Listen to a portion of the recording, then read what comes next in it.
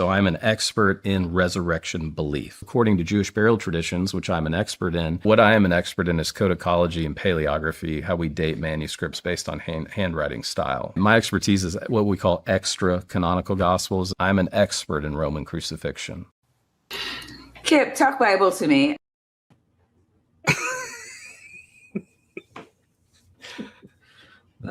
Kip, you're still muted.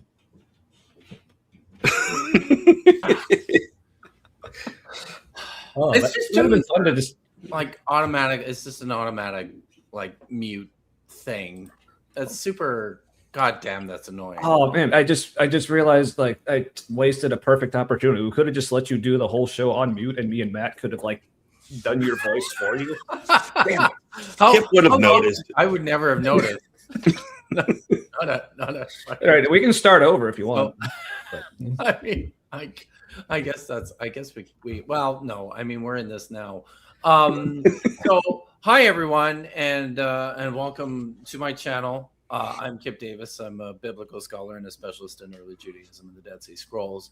And on Saturday nights, we like to let our hair down. Well, except for Tommy. And he let his wig off. Real sensitive. Thanks. Took the wig right off. So yeah, this is the silly show on my channel. If you're new here, we're just gonna do silly things and look at silly videos, and we're probably gonna drink quite a bit. Look, you know, Tommy's ready. Matt's already. What are you drinking, Matt? It's an old fashioned, but nice with maple syrup for the sugar, but it's like cinnamon stick infused maple syrup. And for the bitters, I used blood orange bitters. It's my own concoction. Wow, that really does sound very good, though. I'm a little jealous. So you have to make that for me sometime. Damn. Yeah, for everyone. I think now you have to. You just have to make it for everyone. Not you just. Well, I'll try. So usually these chairs are filled by a trench coat full of astrophysicist Weasels and Niddy, but the Weasels informed me that he's not doing anything this weekend. Just a hard stop on doing anything this weekend. And Niddy said he was busy, but god damn it, he's here. He's at his mom's house and lurking in the chat. But he did tell me he was concerned that if he tried to stream from his mom's house, it might be disruptive. So we miss you, Niddy. And while Niddy's away, I asked Tommy and Matt from the Humanity to come and join me and just hang out and do fun shit. And they said, yeah, that sounds great. So welcome guys. Thank you. Yeah, so good to be here. Yeah, people, I'm sure everybody knows who you are and where to find you. But if they perchance they don't, they should be scolded. Yes. You know. And you should correct them. So let the fine people know who you are and where to find you and why they should possibly tune into your show every Wednesday night at 8:00 Eastern. Yeah, see, the thing is, I'm a nihilist, so I don't know how to answer why. But all right, and we didn't decide beforehand. Matt, do you want to tell them about us, or do you want me to, or do we need to? Like, I'll talk. Okay. So Wednesday nights, 8 Eastern, we start recording a live thing. It's called The Humanity, and it's at The Humanity Live. That's our Facebook screen name. So search for that. Otherwise, you probably won't find us. It's a wholesome good time. Very wholesome. Yeah, and just look for the logo that looks like this. Yeah. Oh, very nice. It's a family show. Family show. I mean, me and Matt both have families. we mention them every now and then. Oh, sometimes Matt's wife Erin is walking through the background, so yeah, that makes it. There you go. Lots of cussing. We tend to respond to apologists or Christians doing things on the interwebs, but it's not. It's also not that, because most of the time we're kind of screwing around and engaging with the chat, and we have kind of a whole little community there, and it's pretty cool. Yeah. From all over the world, which is weird and awesome. And I hear we have fewer subscribers than the quality would lead you to believe. So, yeah, well, that's because I just think the algorithm just doesn't know what to do with us. So pretty much anyone who knows about us, I think it's been mainly because word of mouth. So, because when people actually do find us, they seem to like it, but YouTube's algorithm disagrees. So, or it's just, like I said, it's just confused because it's like, I don't know what to do with a 5-hour live stream where they said they were talking about John Lennox, but then they ended up talking about wallpaper and yeah. So it's still trying to find the wallpaper niche on YouTube, I guess. Yeah. I guess so. Yeah. Or I guess another way to describe it for anyone who hasn't seen us, like as you watch the show tonight, it's actually pretty similar to like what Kip does here. So if you're watching the show tonight and you're like, I like this, but I would like less Kip. Yeah. Just less Kip. Yeah. That's basically our show, because we have some Kip sometimes. Yeah. We have fewer degrees. Yeah. But hey, we have fewer, but we still have just as many PhDs as Wes Huff. So, hey, I almost have 2 degrees, so. Well played. Nice. There's some. Let's say hi to some of the good people. Ooh, yes. Here, Miranda Rensberger is here. Points out that I'm being invaded by the humanity. Just remember, it's fair play if Tommy happens to fall asleep in the middle of Kip's stream. Yes, that is fair. Totally and then claim I'm just killing a bug. Yeah. So it's the computer is lagging. That's unfortunate. Yeah, your audio seems and fine. now the screen just went totally, everything just went blank, but you can hear me, right? Yeah. Oh, it's back. Okay. Amberlin, Mother of Dragons, is here, as is Budding Hebraeus Noise Ending. We're on hiatus from our Hebrew class, but we'll be back in the fall.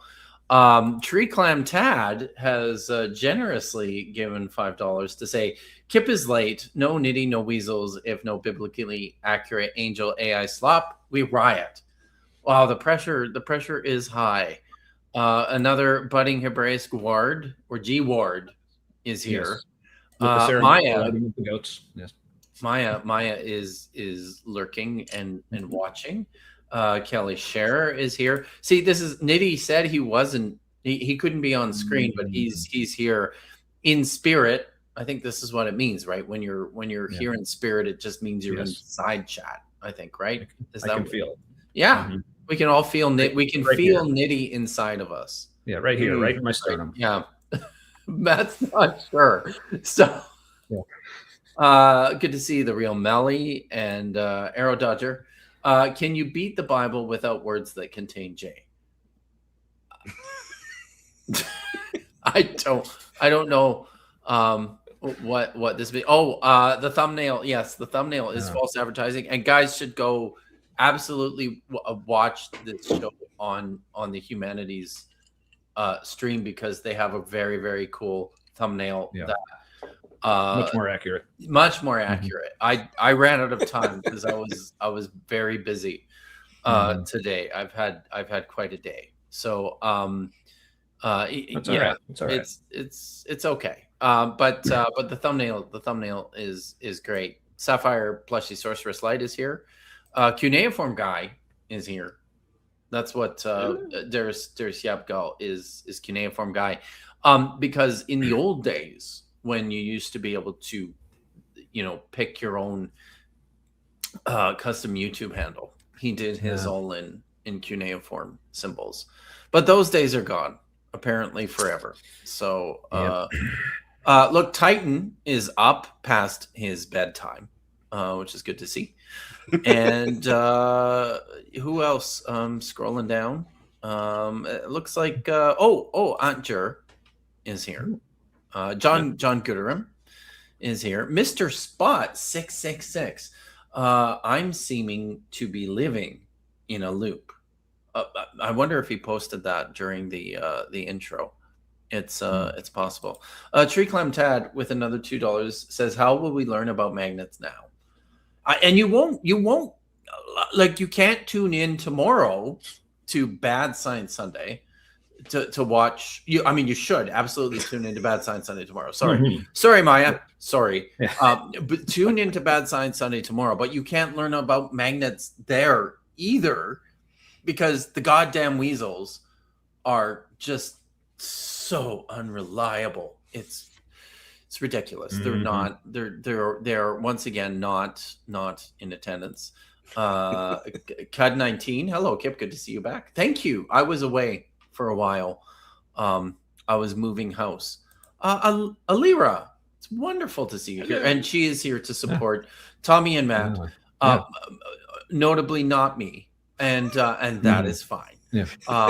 Also, but speaking of Alira and our awesome thumbnail, the images of us in the thumbnail from Alira, specifically taken from a video for a song that she recently released for our show about Man Camp, which is like both hilarious and also like really deeply one of the coolest things I have ever seen. So, is it? Does it give you any PTSD? The song? No, because it's, well, damn, it might now that you mention it. It's very accurate, but it's also an exaggeration. But like it hits all of the right things, and the things that you think are exaggerations, some of them aren't.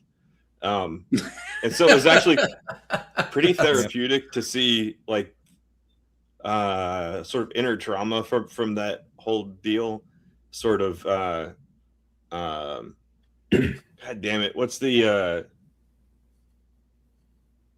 I've been out of the Christian scene too long. Not resurrection, whatever the fuck. Redemption. Yeah. Dag Norbit. There you go. Yeah, and all the scenes depicted in the video of things happening at Man Camp, either that kind of thing did actually happen at Man Camp, or if it didn't, the people there probably wish it did. That's amazing. Hey, Tommy, did you do your nails for the show? So I mean, you can believe that if you want. They look phenomenal. Well, that's because it's a little low res. You get a little closer. It's not so. This is like the first time I've done this in probably over 20 years, so it's a little sloppy, but I like it. Yeah, I did it a few days ago. It was right before our show. Oh, it was more, okay. Oh, yeah, for more, but most importantly, I just did it for me. Yeah. You know what would be scarier is if you didn't try to do a good job. It was just like all the. So it looks like his nails are bleeding. It's better. It's better than what I did to my fingers. This is true. Because like I totally scratched that one really badly on the bumper of a Toyota Tacoma, and that one I took like a whole chunk of my knuckle off. Oh, those are bad. Yeah, on a piece of broken glass. So yeah, that's how I did it on mine, but it was picture framing glass. Yeah, that's right off. Mine too. It was it was a broken picture frame. Yeah. So see what I did when I was painting my nails, I just used a brush. Oh, so that's not glass. Fewer injuries. Okay. Well, I understand. The bottle was glass, but it wasn't broken. Got it. And I kept it on the table. All right. Okay. So Joshua Geese, it's good to see you. And Holly is here. And I think that's just about everyone. Oh, Alira with a member. Yes, my shows are too late and too short. It's 5 a.m. here. Yeah, I understood, Alira, and I'm just happy to see you whenever you happen to pop in and say hi. So hi, and you can go to sleep now. So Weirdo High Rocks, Nighty night. Weirdo Rock High Rocks. Evan is here. hiatus. Yeah, I was on one. Hank Fishy is one of my long-suffering patrons is here, and I think that's. I think. Oh wait, Petite Flowers is here. Our other favorite mod will be on Bad Sign Sunday tomorrow. Yes. I think you're talking that Ember is. Are you talking about Ember? Yes. We'll be on Bad Sign Sunday tomorrow. Yeah. So yes, the Weasels are unreliable. Exactly. Lubelar, damn unreliable Weasels. So Katie Lewis is here. Good to see you. And me myself. Oh wait, there it is. Me myself and I 4173 says I am a lurker, but wanted to say welcome back, Kip, and to say as a fellow autistic that I love Tommy and Matt too. Yes, we all love Tommy and Matt, which is why they're here today. So you don't even have to be autistic. So anyone can. It does help. Yeah, it's just true. For $2, Tree Clam Tad is advising that I stop trying to steal Toyotas. But goddamn, Tree Clam Tad, how will I ever get another Toyota if I can't afford to buy a Tacoma? Have you seen how much those things cost? It's ridiculous. Like and they're so good. No one wants to sell theirs. Exactly, because they last forever. Yes. Yeah. So the one I cut my finger on is very old, and the owner has no interest in selling. So yeah. If there's a metal bumper that cut your finger, it's old. Yeah, it really is. Can I join the club? I lost my entire big toenail and had a brand new one growing under it. Yeah, absolutely. That sounds like a club that you can be part of with Tommy and his disgusting feet. Oh, look, Pat Lowinger is here this evening. It's good to see you, Pat. So, and that's how we know this stream is respectable because the bona fide archaeologist has showed up. All right. Well, enough with the pleasantries and the intros. I guess we should dive into business tonight. So because I had a really busy day, there's no video poll, I'm afraid, for tonight. I figured we would just go ahead and pick something from this phenomenal new thing that I found. And I guess maybe before I do that, I will. You guys want to? Well, we already know Matt is drinking an old fashioned. Just finished it. You just finished it. Oh, what? Okay. What you got on deck? What's on deck? I had already started that earlier. So next, this will be going for a while. Is Arrogant Bastard. Arrogant Bastard. Nice. A personal fave. Yep. The slogan is "You are not worthy." I want one of those. Do you think I can find one at my Total Wine here in my undisclosed location? You should be able to. Okay. Yeah. I'm gonna turn it's a California-based brewery, and we can get it out here in Ohio. Yeah. And this is one of their real popular ones. Well, I will certainly keep my eyes open for that next time. Tommy, do you want to tell us what you're drinking? And while you do that, I'm going to turn a light on in here because it's starting to get dark. Yeah, sure. Oh, yes. Yeah. Coming live from the void. Drinking the Sierra Nevada from their Torpedo variety pack. If you're not familiar with their Torpedo series. It's basically Sierra Nevada was like, okay, we've basically figured out every way we can put hops into an IPA or any beer, but we're not satisfied. So they just invented their own special device for putting hops into beer in a special way called the Hop Torpedo. So they released like a whole line of beers centered around that. So this is the Dual Torpedo, which is a double IPA, or as I guess they would say in Norway, a DIPA.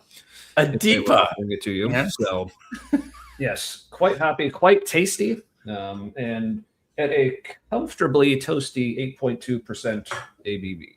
So, nice, very good. Tonight I was. So I am drinking tonight. I'm drinking. There's the camera. I'm used to my camera being over here. Tonight I'm drinking Trooper beer, which is the official beer of Iron Maiden. And I picked this up because I was at Total Wine, and we don't have Total Wine in Canada because over in my home and native land, you have to go to the liquor store, or at least in my home and native province of British Columbia, you have to go to an approved liquor outlet. You can't just buy alcohol at the grocery store or the gas station. So what is Total Wine? Is that not a liquor store? It is down here, I think. Yeah, but we don't have anything on that scale. Oh, I Right. got Like you. it's just a gigantic. It's just a gigantic building filled with booze. Mhm. Yeah, see, you should come out to the Cincinnati area, and we can take you to the Party Source. I Where would love it's to. just yeah, come just to Party just Source. picture like a Walmart that's like mostly booze. Like it has a small section for like chips and like party supplies, but it's mostly just booze. Yeah, there's like a It- 100-foot and- bourbon aisle. yeah. It's pretty Jeez. big. That's Yeah, because basically, if you're in a Walmart, think of like the lawn and garden center, like that they just kind of have tucked in the corner. Like that's the non-booze section. And then everything else, it's glorious.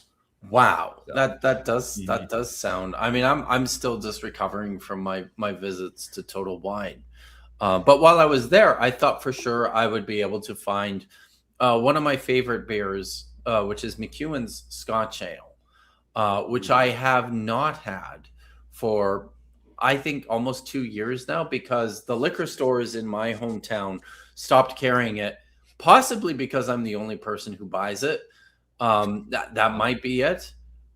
So it wasn't worth their while anymore. So I was excited. I was like, well, surely if I will be able to find it anywhere, I should be able to find it here. And wouldn't you know it, the guy at Total Wine told me they stopped carrying it in 2022. So yeah, I was like, oh well, I guess I can. I'll get Trooper beer, Iron Maiden, the official beer of Iron Maiden, which is What kind of beer is that? By the it way? is. Shall I read it? It's a. You should. It says Cheshire, England. It's a 4.7 ABV. Launched in. Well, here I'll read the whole thing. It says onward road the 600. Launched in 2013 and now celebrating its second decade. Trooper is an award-winning premium British beer that has sold more than 38 million pints over 68 countries worldwide. It has spawned a multitude of other beers, from an imperial stout to a non-alcoholic lager. Iron Maiden vocalist Bruce Dickinson worked with Robinsons to develop a beer which has true depth of character, malt flavors, and citric notes from a unique blend of Bobek, Goldings, and Cascade hops. Dominate this deep golden ale with a subtle hint of lemon. It's tasty. It's a little citrusy, which is nice. I don't mind. That sounds interesting. A British ale with Cascade hops, because Cascades are a very West like Coast, archetypical American. It's hop. true. So yeah, that's probably where you're getting the citrusiness from. Yeah, it's got a nice deep kind of an amber color to it there.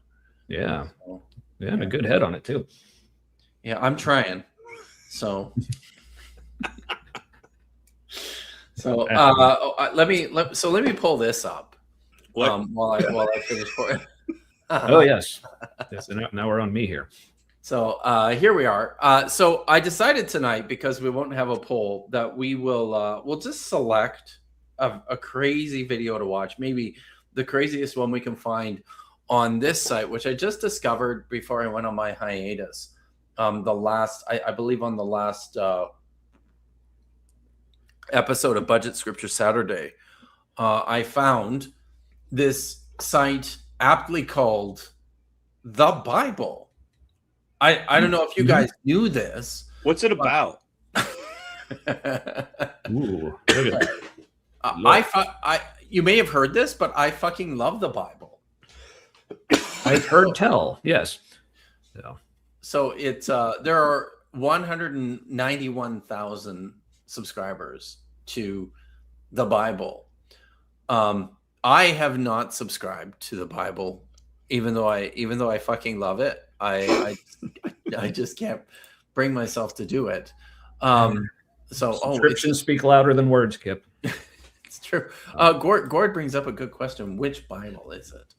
The Bible. The best one.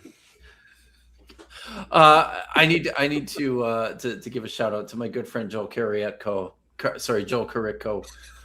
Thanks for popping in, buddy. I have no idea what you are currently talking about, and I will leave in 10 seconds. But shut the hell up, Kim. So, I love you too, Joel. I hope you're doing well, and I miss you. So yeah, So which Bible? Is a good question, and we shall maybe we'll discover some of that. But some of these videos in the Bible are quite interesting. Yeah. Shall I start scrolling? Start scrolling. So I think the last time we watched after King Solomon died, 7 terrifying things happened. We didn't even get to the 7 terrifying things yet. I don't think we were still just stuck in the pre-death throes of Solomon. But if you guys see anything that catches your eye, I'm kind of looking at it's all connected. Yeah, that caught my eye. How all Bible stories are secretly connected that almost nobody knows. So that one's only 5 months old. That's the this one right here. Oh, it's there we go. Yeah. Holy cow! Look at that. Oh, whoa. Jesus Christ! Action, Moses. Why is he walking like a hobbit? Okay, well, wow. I mean, I'm leaning towards that one myself right now. I now I am too. But I remember somebody specifically requested something about like creepy angels. Oh yeah, that's true. Here's the dark angel of God. The dark angel of God, the angel who destroyed an entire army of 185,000 men in one night. Wow. Yeah, the little preview clip isn't doing it any favors. It's not. I'm still very much into the live action Moses. So there's one on Job, the greatest lesson of faith. What does the hell So I would recommend I wrote not an entire chapter but a good portion. The fallen angels.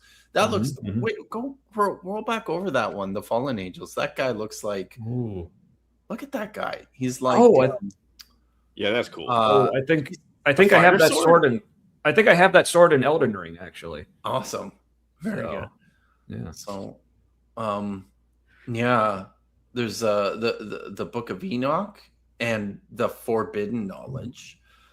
Ooh.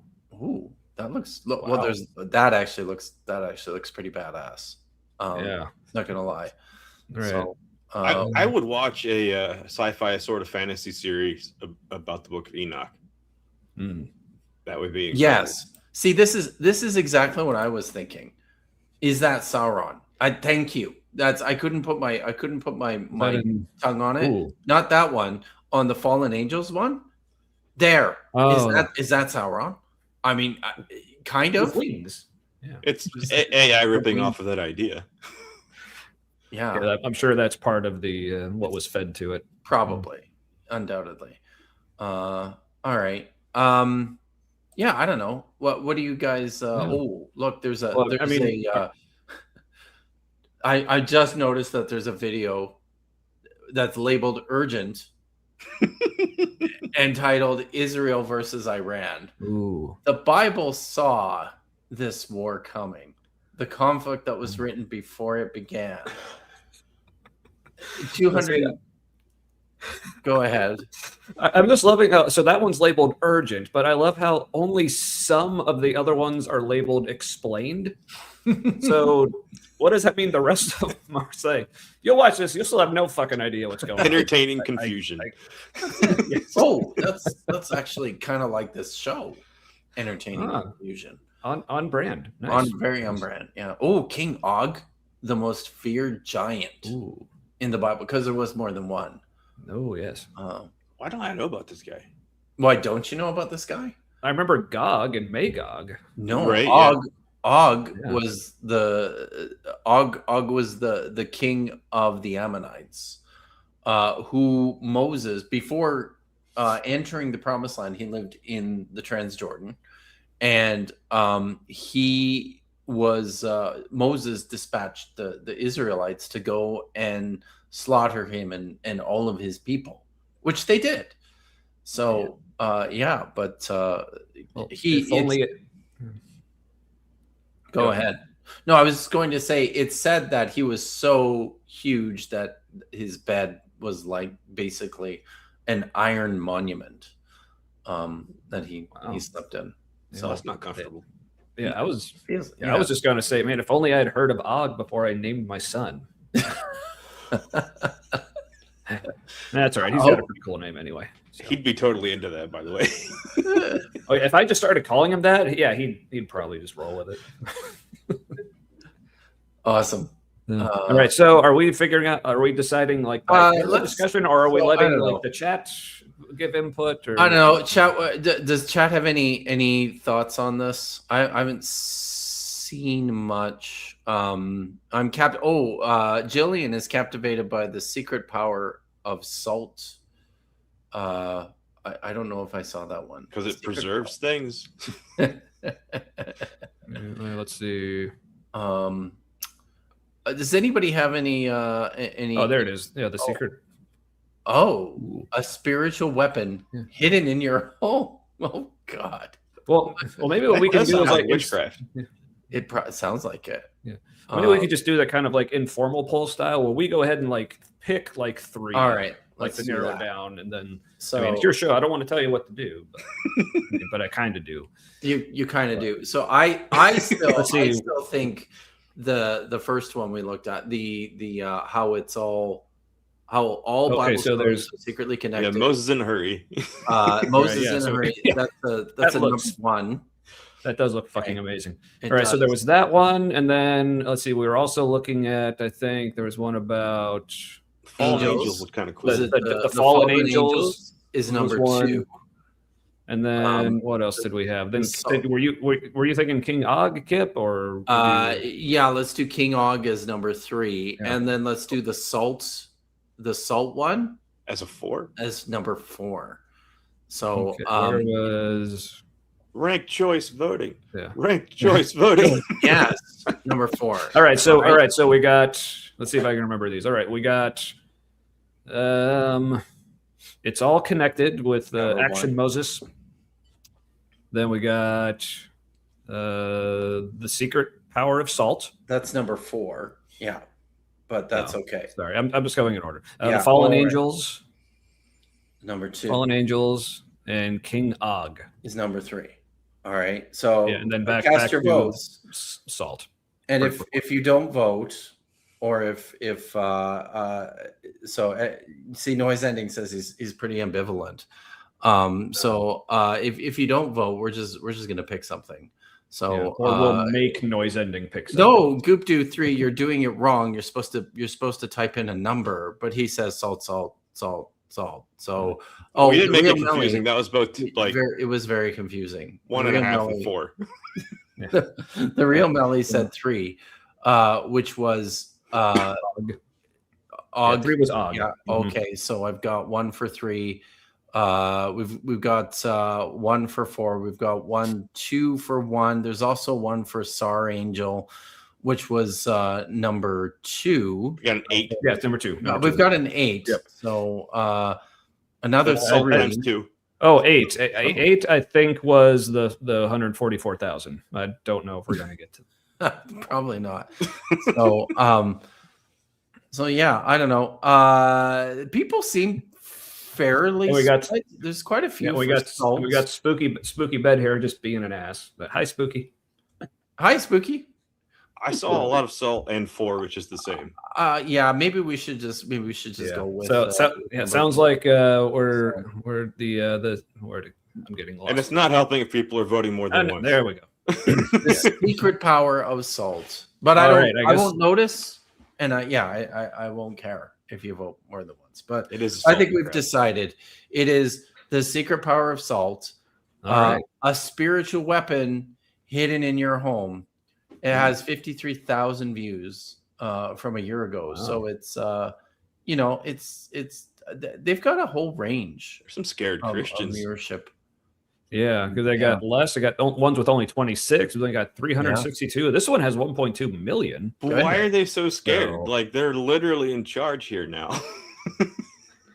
Like more than ever. And they're like, don't forget about the salt. I'm scared. So it's good to see you, Bree. Oh, hey, Bree. Spiritual weapon against slugs and snails. Evil slugs. oh. And I would tend to agree, G-Ward. All demons are slugs. The Christian witchcraft, spiritual weapon against bland pretzels. Yes. It's very true. Which is because I actually had Did had some pretzels shortly before the show, and I'm glad they had this the demon fighting salt on them. So. Before we start the video, and you probably can bring it up, but I have a couple of super chats from yes. Tree Tad. For $2 said Stone Brewing rules, which is great. That was the Arrogant Bastard beer. Oh, okay, that's that one. Arrogant Bastard from Stone Brewing. Got it. He sent us another $2 to say, "Hey Siri, how does fighting Iran generally turn out?" Right? It's been around forever, guys. so.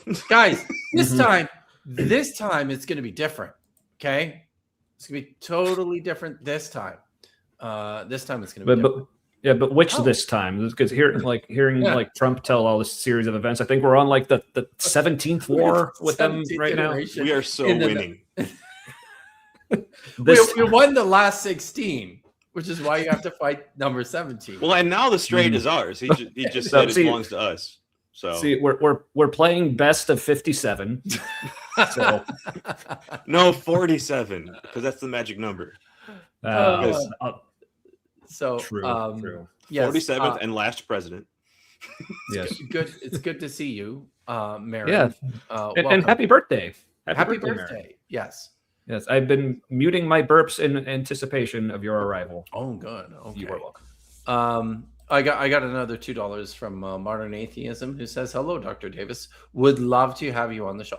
Yes. Have we talked before? You can always reach out to my academia.edu page, and I check it usually once a week. My messages over there.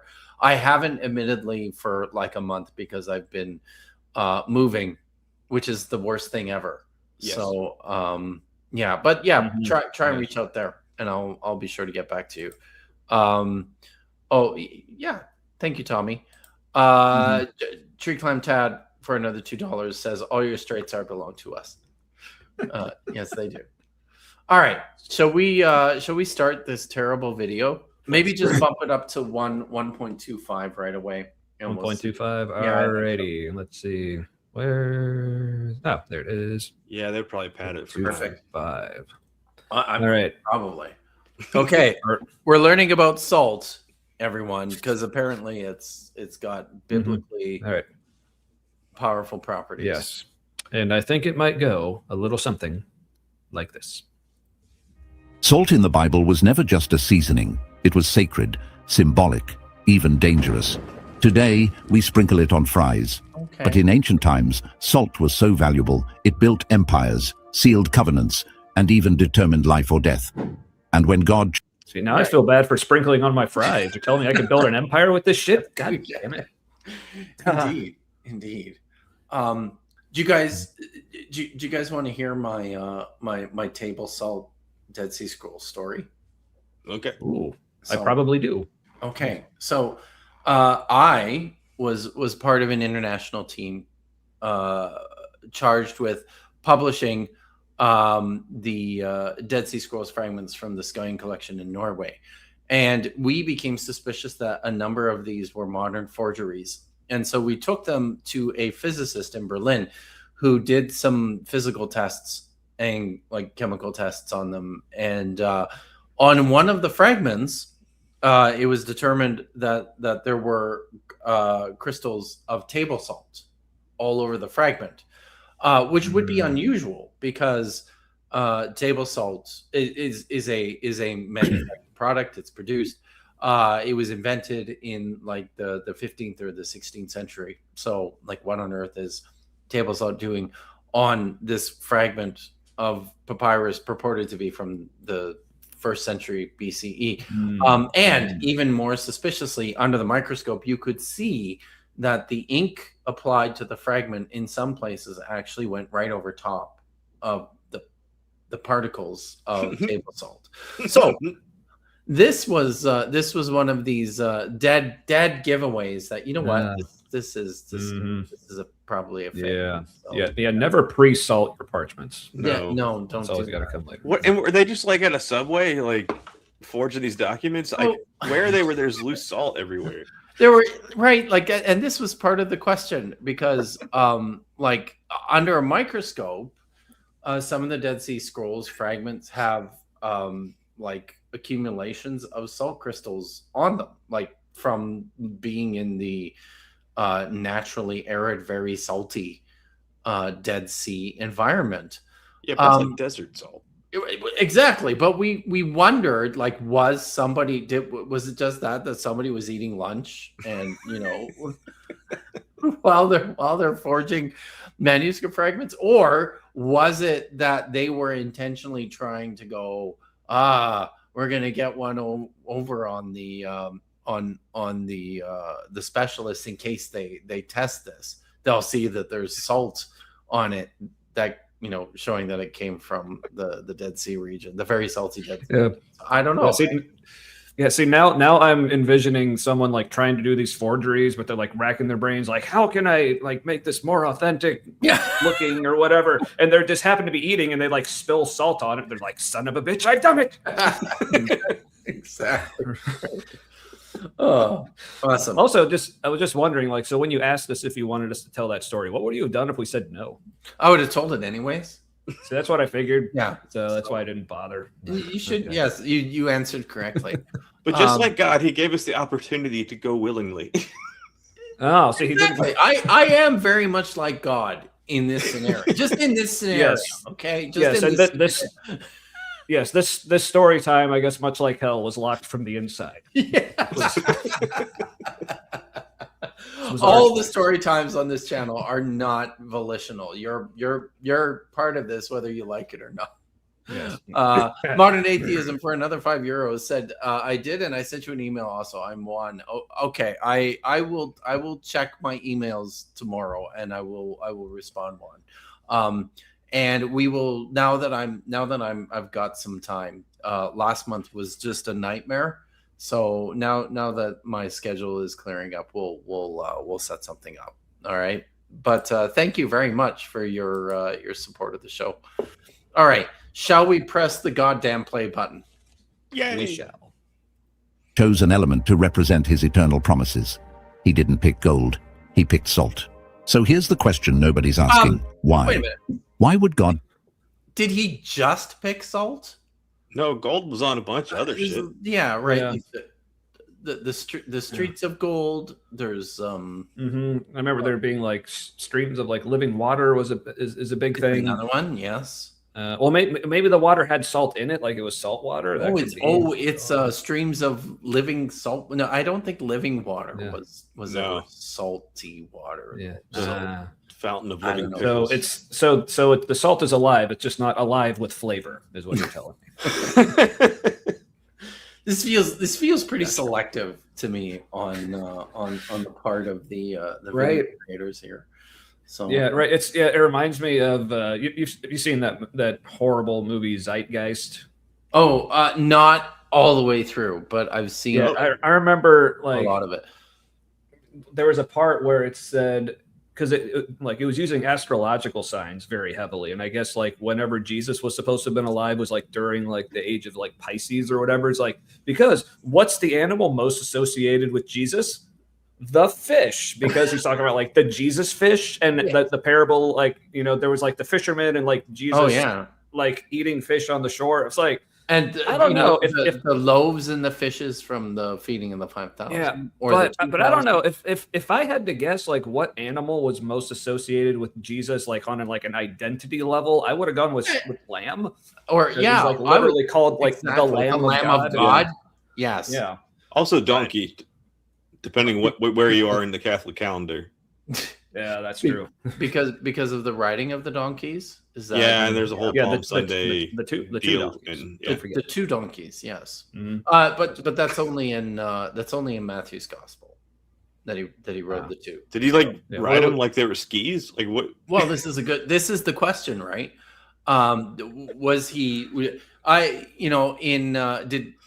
In one of the videos I've seen, there was like one donkey on top of another donkey with Jesus on top of the two donkeys together. So, Oh, I just had a thought. Maybe they just like skinned one donkey and laid that across. Think of like a bear skin like rug or something. Only it was a donkey skin rug, and they put that on the other donkey. Yeah, because it doesn't say two whole So- donkeys. Right. So Generally, two donkeys. generally two donkeys. it's vaguely two. It's two donkeys esque. Or How something. messed up is that to make one donkey wear the skin of another? That's pretty. That's fucked up. pretty fucked up. Mhm. That really Yeah, is. that. So Yeah. yeah. It's unless the donkey was just really into Silence of the Lambs, and he's like, oh yeah. Something that I entertained for a brief period was, well, maybe because of the preposition that the writer of Matthew used to say Jesus was on the donkeys is also, very commonly can be used for over top of. And a part of me wondered, well, maybe because, Jesus is like a magic God figure, the donkeys were walking and he was just levitating above the donkeys as they entered the city. I mean, it's not the craziest part of the Gospel of Matthew. No, but I think they would have mentioned that. Well, they might have, depending on your understanding. Oh, I got you. Because Right. Or I'm thinking maybe like the other gospel writers may have mentioned that as well. Like- would actually. Yeah, Much John- like, do you think they would have like mentioned like the zombie invasion that happened at the crucifixion? But, They all missed that. So yeah. But if it was really that fantastic in the early synoptic ones, then by the time it got to John, like Jesus would be in like a donkey mech suit or something. So it couldn't have been that fantastical. true. That's true. Good. Yeah, see, and now I'm just imagining the other gospel writers after they finish theirs, and like other people reading it, and they're like, "Where is the zombie invasion story?" It's like, "Oh fuck, I knew I forgot something." Like all three of them. Like It's like I gotta write a book of Revelation. that'll make up for it. Yes. Hangfishy says maybe they actually salted the donkeys. Very, very nice. He was very over nice, them. Hangfishy. Oh, ouch. All right. Well, with that, maybe we should press the play button. Yeah. But real quick, so we're at 1.25, and I think it still seems pretty normal. If you want to bump it up to one, Bump it up to 1.5. Sure, let's do that. Yeah, That sounds all because right. where it is right now, like if you had told me it was 1.25, You wouldn't even been able to tell. Yeah. So True. I imagine this guy on regular speed must sound just stoned as fuck. All right. Tie something so holy, so powerful, to something so ordinary, because in God's hands, the ordinary becomes a weapon, a purifier, a preserver. All right, so I was about to think he was going to see like the usual line in God's hands, the ordinary becomes extraordinary, like becomes like super important. Like usually like it becomes a weapon. It's like, all right, taking this a different direction. I dig it. Of truth in a Grandma world in a rotting with lies. What if I What's that? Why is Grandma in a cave? It looks like she's wearing a She is sweater. in a cave, isn't she? And now we've Uh-oh. sorry, we've Is that made supposed my to be- computer angry, but Oh, like old testy times, where I she's in a guess. cave but with a mason jar. Like, did you see that? the laptop fan does nothing. God damn. Sorry about this. Yeah, Sorry. sorry everyone. Like I do have the YouTube Premium, but I also have a really shitty computer. So Oh, my bad. well, that wasn't part of the Website deal. Well, you didn't ask him. That's fair. I You didn't. you sounded desperate. So I. all right, well, here. Sorry, I went back a little too. ordinary becomes a weapon, All right. a purifier, a preserver of truth in a world. No, it's not a purifier. Wow. Yeah. The Bible. Love God. Hit subscribe and join us. So Because God loves AI slop, I guess is that the link bar is from the lesson 90s. here. I think so. Right. Oh Mhm. no. All right, now it's thinking really hard. It really is. Well, Wow. you broke it with the salt. It's too No. powerful. It might be. This is true. Let's see. Um, I here. may. I guess I may. Usually doesn't do We'll this see thing. how this goes, but maybe Yeah. I'll have to do the play button pressing. Yeah. We'll see Yes, if yes, Squard. I subscribe to the loading circle. That's part of YouTube Premium. The loading circle's part of the package. Well, here, Yeah, give it Well, time, and rocking that won't with be live. satire There we anymore. yeah. See, look, mason Yeah. jar. it's Oh, it's got like the threading on it for a Yeah. lid. Yeah, that's the hell. And Also, she's wearing a so- sweater. Yeah, but And she's Noise white as hell. ending What is may she doing in the Middle East? Sorry. Yeah, and noise. No, that's a good point. That's a good point. You bring that up. But noise ending may appreciate this. But like old lady in a cave like this, I'm getting very strong opening of Dark Souls 2 vibes from this. I If don't anyone get that. knows what I'm talking about. But only she's not wearing red. That's the only. And she's also not like mocking you mercilessly. But anywho.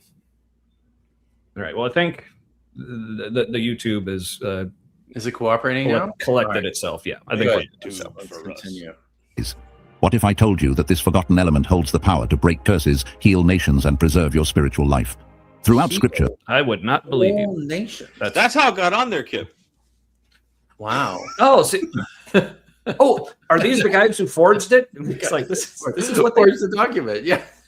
Yeah. Well, hold on, because it looks like It's water? it's so it looks like it's full of solid cubes, but it's pouring liquid that are turning into more solid crystals here. Into crystals. It's molten salt. No. It's wow. That is something. I am not aware of salt ever behaving this way. You look at all the things. Look at all the useful things that you learn on this show. Is it Everyone. dissolving the pages? Yeah. No, it's just read throughout Scripture. Salt isn't just a metaphor. Oh, it's also magic. Yeah. It's It's not just a metaphor; it's an analogy. Yes. Indeed. All right. Petite flowers. What the actual fuck are we looking at? Lots Fair. white tears. Oh, too soon. Oh man. Okay, that's an amazing name for like for some like kosher hooch.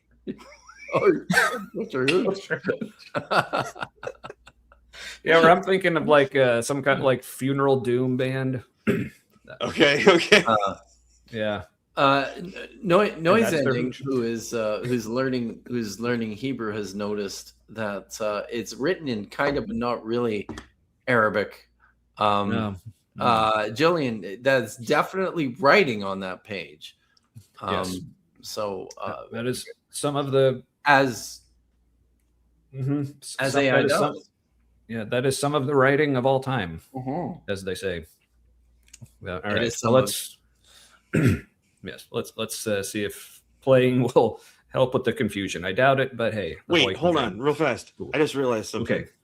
Okay, AI has a hard time writing words, right? Yes. Okay. You know what else has a hard Goes time with mightily. words? Dreams. Like printed words and dreams are almost never clear. Like you can hardly ever read something in a dream. Interesting. Okay. I didn't. I was unaware of this, but that's really cool. So was that just you're just are you No, are it's you, just- are you I just drawing think a it's- connection or Yeah, like Are we all dreaming this? Is that what you're saying? no, like what if I'd kind of wondered like for a long time like are the AI that we're building now, are we sort of building like a clunky mechanical a dream maker, like like a dream simulator, like a digital collective subconscious? Wow, maybe okay. Yeah, because I mean, people do maybe sometimes like just colloquially or mockingly perhaps do consider like what AI is doing as like hallucinating something. Yeah. So, I mean, that could be a thing. But the good news is by the time we figure it yes. out, it'll already have affected everything. All right. So fear not.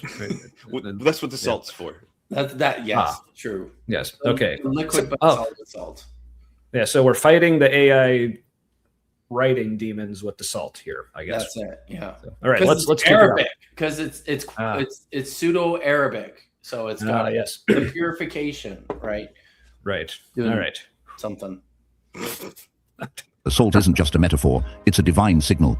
It shows up in worship, warfare, judgment, and even in Jesus' words. Salt could purify sacrifice. Yeah. See, this definitely has like the threading on it for a lid. It really does for a Like the, for a mason jar lid. The Yankee Candle commercial. So you see, the Masons were even making their jars way back then. So Illuminati confirmed. I think This is definitely husband Jesus. You know how there's like different like white Jesuses depending on your audience. There's like boyfriend Jesus. Like this is husband Jesus. Husband Jesus. yeah, and because he's holding the mason jar, this is husband like totally being affirming of his wife's Pinterest addiction. Jesus. Yes, exactly. So, which good for him being supportive. That's good. Yeah. Before you press play, I've got another super chat here from Eric at Skeptics and Scoundrels. It's good to see you, Eric. I'm sorry I was slow to getting to this. He said sometimes you got to forge an historical document while cooking dinner for the kids. I mean, this is one of the things, right? That we wondered if this was something that maybe this is what happened. Who's to say why the fragment of First Enoch was covered in salt, in table salt? It is a mystery. Right. I mean, it makes about as much sense as anything else, I suppose. True. But it could also crystallize disobedience. It was poured on altars and also on cities under curse. It can crystallize disobedience. Why would you want it to crystallize disobedience? That sounds like a design flaw. It was poured on altars and also on cities under curse. I guess maybe that's crystallizing. Oh, so you crystallize the disobedience so it's in one place and you know where it is and like you can just like stay away from it. Honestly, I don't know, and I don't know if the salt is doing anything in that particular situation with the disobedience. I think that there might be something else happening there. But what do I know? I'm a biblical scholar. Yeah, that's all right. At least you're good at math. How is the salt curving like that? Was that? Oh, yeah, that is. It's like it's it's shooting gently out of his fingers. Oh, see, you see, what the salt has crystallized is a disobedience to the laws of physics. There it is. So you have a reverse tornado. That's what we're looking at right now. So, naughty salt. Bad. Obey physics. But physics is hard. Shut up. It preserved what was sacred, but it exposed what was rotten. And later in this video, I'll show you a moment where salt didn't just preserve, it judged. The result? A woman was frozen in time, turned to stone. Salt is very judgy. Wait.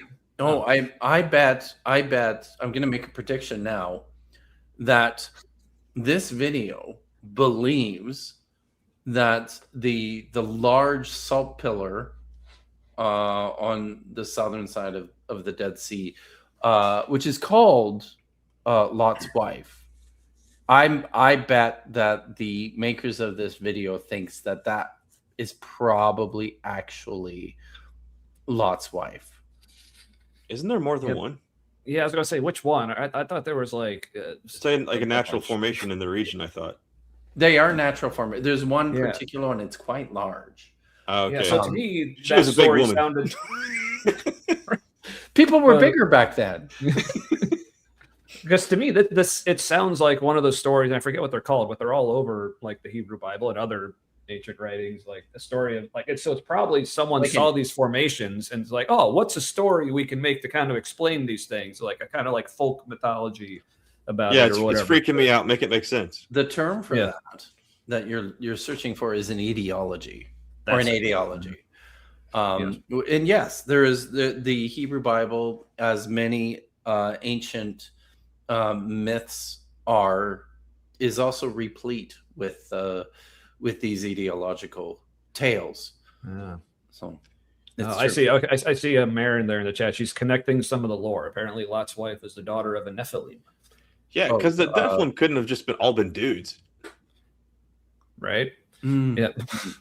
Mm. But Yeah. but when it was talking about Gigantic. Salt, but when it was talking about Salt judging people, specifically Lot's wife, I just got in my head the idea of, man, if Lot's wife was still around today, she'd probably have a tattoo that said, "Only Salt can judge me." So that's in my head canon now. All You're right. welcome. Press play. And little with the boop on the nose and boop. A pillar of salt.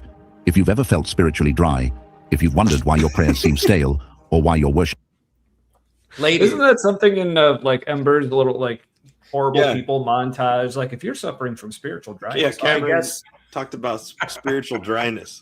yeah, I guess it's the salt. But stop salting yourself. What do you do with the salt for the spiritual dryness? I mean, you gotta drink What is- water too, man. Like you can't just. See, this is if you feel spiritually dry, just add salt. Right? Yeah. It's a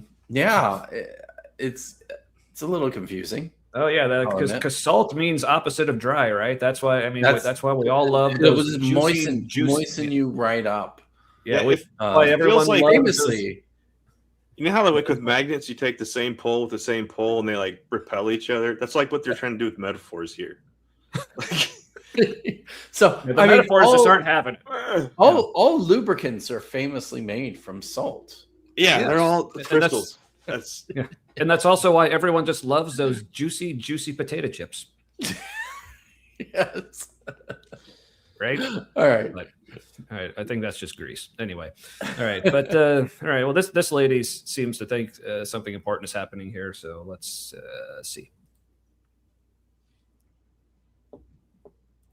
your worship feels empty, then this message is for you. Because maybe, just maybe, the missing ingredient is salt. The biblical meaning of salt runs See, maybe that's my problem. This is why I ended up deconverting and leaving the faith. Why it ended up just not feeling real. Because honestly, I never worshipped using salt, so I guess that's on me. So I'm picturing this video came out. Did we say it came out a year ago? Or no, it was within the last 5 months, I think. I can check if you want. It's been within the Let's last see few here. months. Oh, it was 1 a year ago. 1 year ago. So I'm picturing that when this video came out a year ago, a whole bunch of people showed up to church the following Sunday with salt in their pockets. They're like, I'm ready. Yep.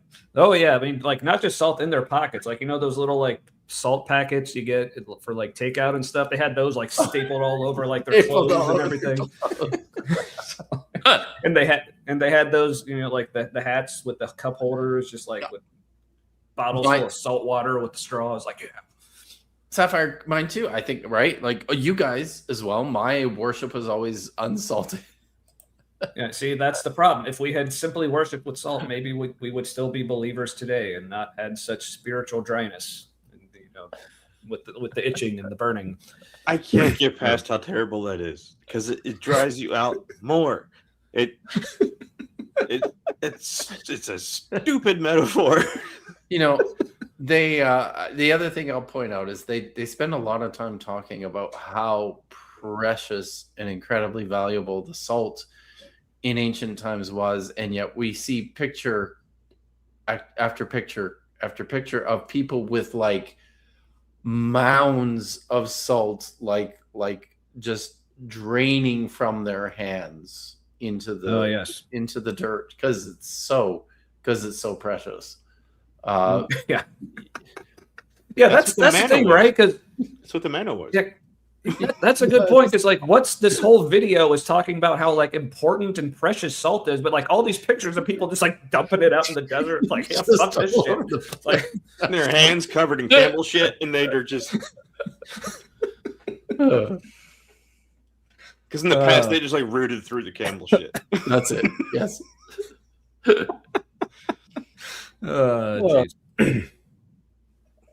Oh, god damn it. Loading circle of doom. It didn't like how much we were making fun of it, I guess. God damn you guys. So, Is it the desert or what an is, ocean in that picture? I do think it is the desert. Yeah. Oh, I got a $2 super chat from the real Melly. Chiming in to say budget scripture Saturday. Yes. Salter Day. That's budget scripture Salter Day. Oh, thank you guys. It's a good thing you're here. I have Runs already- deeper than tradition. Oh, there we sorry. go. That's all right. No, Yeah. that was that was unexpected. Okay, Mhm. let's. Yeah, sorry. Thank you, Yeah. thank you, the real Melly. Budget scripture Salter Day. Very good. But if this happens again, I might just have you take over, Kip. Okay. Because then we can have the entertaining ads as well. It's That's like still- 4.5%. We all know. What do you drink? So Yeah, this is true. All right. I am not nearly drunk enough for a sobriety test. I'm just not even. I'm not even drunk. So, but I mean, this is Oh, anyhow. well, not with that attitude, young man. All right. So, Okay, press all right. play for realsies. All righty, there we go. It's a spiritual weapon, a covenant of salt that God still honors. And today we're going to Oh, unlock its God, that's power. correct. So don't blink. So don't. Oh, The first, don't blink. The first revelation begins now. If you blink, you'll miss seeing it. oh, now you tell us like 2 minutes into it, you tell me not to blink. Like, well, Everyone, put those toothpicks in your eyelids.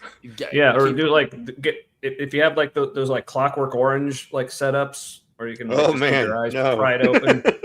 Like get a friend with eye drops to be like next to you. You know. No, Keep it salt. moist. You had to put salt. Yeah, oh in it. yes, with Yeah. salt drops to put. Salt. Good. Good point, Matt. Good point, Matt.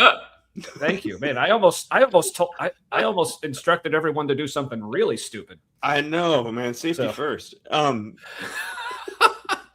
Trey Clemchan says you have 7 days to show this video to someone else. Man, kids don't even know. That used to be a thing.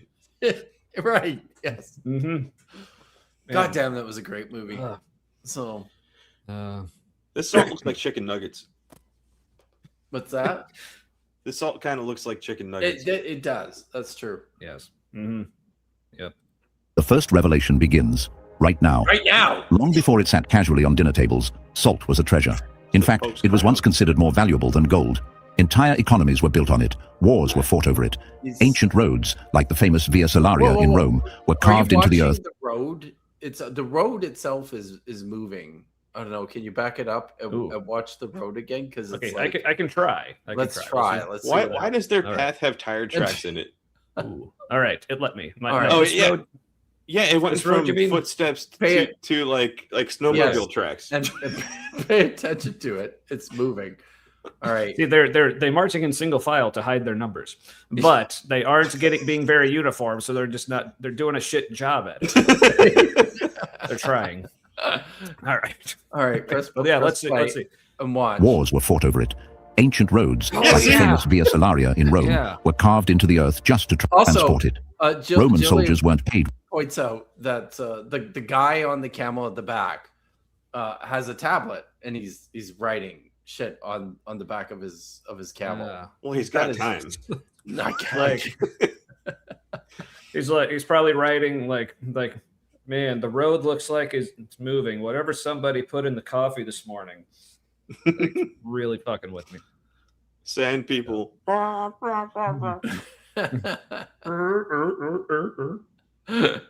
Was that Man. Oh no. Salt people.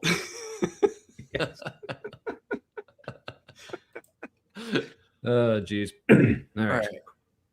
Roman With salt. soldiers. But the Latin word salarium, connected to salt's high value, What about Roman soldiers? They weren't paid in salt, but the word salarium was connected to salt, and it eventually Ah. became our word salary, not celery. Ooh. Yeah. Salary. That's. Yeah, I'm glad I don't make a celery at work. That would. I mean, ants on a log are okay. Oh no, they're not. This guy is getting ready to snort a bowl full of cocaine. Yeah, Before that. he's in. And Fuber 549 brings up an interesting question. Is there a biblical lesson here? So far, no, I don't think so. I mean, Yeah. but It's a weird combination of like New Age and fundamentalism. Right. Yes. yeah, it's AI. So Eventually became our word, salary. And here's where the story takes a divine turn. good job. God used what the world saw as most precious to teach something eternal. You see, while He kings would. used salt to build kingdoms, God used it to build covenants. Salt was durable, incorruptible, and essential to life. In a time without refrigeration, salt preserved meat and kept food from decay. Without it, life rotted. With it, life lasted. But Wait, more than hold that, on. salt did Was that shrimp? What was that? I was wondering that myself. Because they can't have shrimp. No, but Yeah. I mean they are talking about not just the Jewish people, but Oh, like okay. all over the ancient Mediterranean, and they ate a fuck ton of shrimp. You know, But also, real quick, yeah, Aunt Jur, like, I don't know. I mean, I don't know if we're going to break up over it, but I did not know about Matt's feelings towards Ants on a Log. But wait, what? What is this? We'll talk after the show. I do not like ants on a log. You what? Why don't you like ants on a log? Okay, raisins not- great, not like- right? Peanut butter great if you can eat it. I can't. Inflammation issues for so, Oh, but I do like peanut butter. And then it's on this like stringy, stalky shit. Like Celery everything else is like like crispy and fresh, yummy. fucking crunchy. threads running through it. That like you try to chew it all up, and you got this wad of threads in your mouth too, and it's like, oh great, I got this like grass hair in my mouth now too. I don't care for it. I don't know where Bragwin hails from, but apparently they have never heard of ants on a log. It's So- poor people food. It was Sunday school. It was vacation Bible school food is what it was. Right. That's where we had it. Yeah.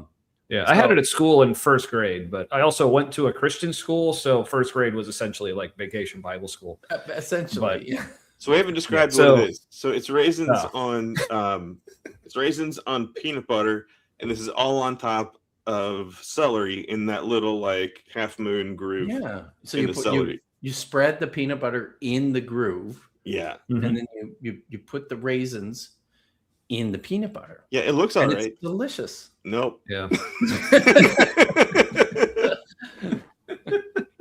Yeah, and I will admit, at first, like when I was in first grade eating it, I wasn't that big a fan. So what I would do is I would like make it, but then I would just like lick the peanut butter out of the middle of Yep. it, and then just like make Yep. more, and then just lick that out, and then just keep going. So, I mean, it was the 80s, sanitary concerns. True. were the Yeah. thing. Goopy says I would always make what I call the ants on a rock, where I put peanut butter and chocolate chips on an apple slice. Ooh, That's an upgrade. That sounds all Yeah. right. yes. That sounds fantastic. Now, but I'm wondering, like, what are we looking at here? Because this looks like Is a it an pear or something. Egg? I thought it might be an It egg. has like, well, A salty but it's like coconut. broken open, but there's like more salt inside. But I guess like this looks like a stem, but it's like just growing out of the middle instead of like out the back of it. So It's kind of like an egg that's full of apple slices and raisins, and also some and salt. Yeah, some salt. Before you continue, for $2, Tree Clam Tad says Kip is out here simping for St. Louis sushi rolls. Apparently, that's how they do sushi in St. Louis. Ah. I prefer my sushi the traditional way. I prefer my sushi not in my mouth. I don't like the raw fish. Oh God, sorry. I was talking on our way home tonight. We passed a sushi restaurant and I had a craving. So I think I'm gonna have to go maybe tomorrow or Monday. I think we're gonna have to go for sushi. I wish Anyway. I could enjoy it. I just can't Also, seaweed to me tastes like low tide smells, Mm-hmm. and Yeah, on its own, yes, but Yeah. like when it's mixed with the symphony of flavors that is a sushi roll. I know my brain just can't. Yeah, It can't combine it into like one flavor combination. It separates it out into like low tide and whatever else. It is. Oh, shoot. Tree Clam Tad. No, I didn't have cat. I have to write this down because as soon as the stream ended, I was like, somebody said a thing, and now I don't remember what the thing was. And we had pho instead, which was great. I love pho. Yeah. So, katsu. Cat. Oh, Is this Japanese food? I don't know. I need a different pen though. Press play while I find another pen. All right. Didn't just preserve physical life, it became a symbol of preserving spiritual promises. God never does anything by accident. So when he chose salt to represent his faithfulness, he wasn't choosing a random spice. He was choosing the very thing that sustained life in a broken world. That's why you'll find salt. Why do we keep salting the manuscripts? I don't understand. Was that a metaphor of something they were saying earlier that I just forgot due to like all the ridiculousness or whatever? No, I feel like that's something that, I feel like that's like a deeper metaphor the AI hasn't explained. Like I can see why it thinks that makes sense. But you don't need, okay. It's kind of true. You do need salt to stay alive. Like if you don't have enough salt in your system, Right. enough sodium, you kind of lose your mind. Happened to one of my grandparents. Ooh. They were on like a diuretic or something, and they weren't getting it. Anyway, yeah, and they started to lose their mind a little bit.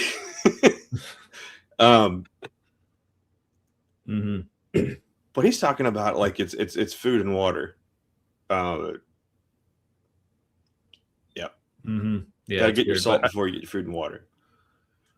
Yeah, but I guess I feel like since we're paused here, I just want to appreciate how, at least as I've been glancing over this image, everything appears to actually like make sense. Okay, we got like two people here. They look like people. They're wearing robes or whatever. Like there's like candles and stuff, but it all seems like, I mean, a couple of these bowls are just sitting in the middle of the floor, but you know, some people like to do that. That's cool. But like the pillars, like nothing. Pillars are wrong though. Oh, are they? I don't know. They seem off for architecture for the period. Yeah. Well, yeah. But also no wolves yet, so I'm disappointed. Oh. So, why weren't there wolves in the temple? That sounds badass. yeah. Like the wolf Isn't mode. And also, isn't that I think that's a band, like Wolves in the Throne Room or something? Pretty cool. All right. So there's like, altars, in offerings, and even in divine. what happened? You just did the very Matt thing of like starting to talk right after I hit the play. Yeah. Okay, that's it. No, I was just going to say there's like a whole container full of pens back there, and I swear like none of them work. So that pens. Oh well. All right.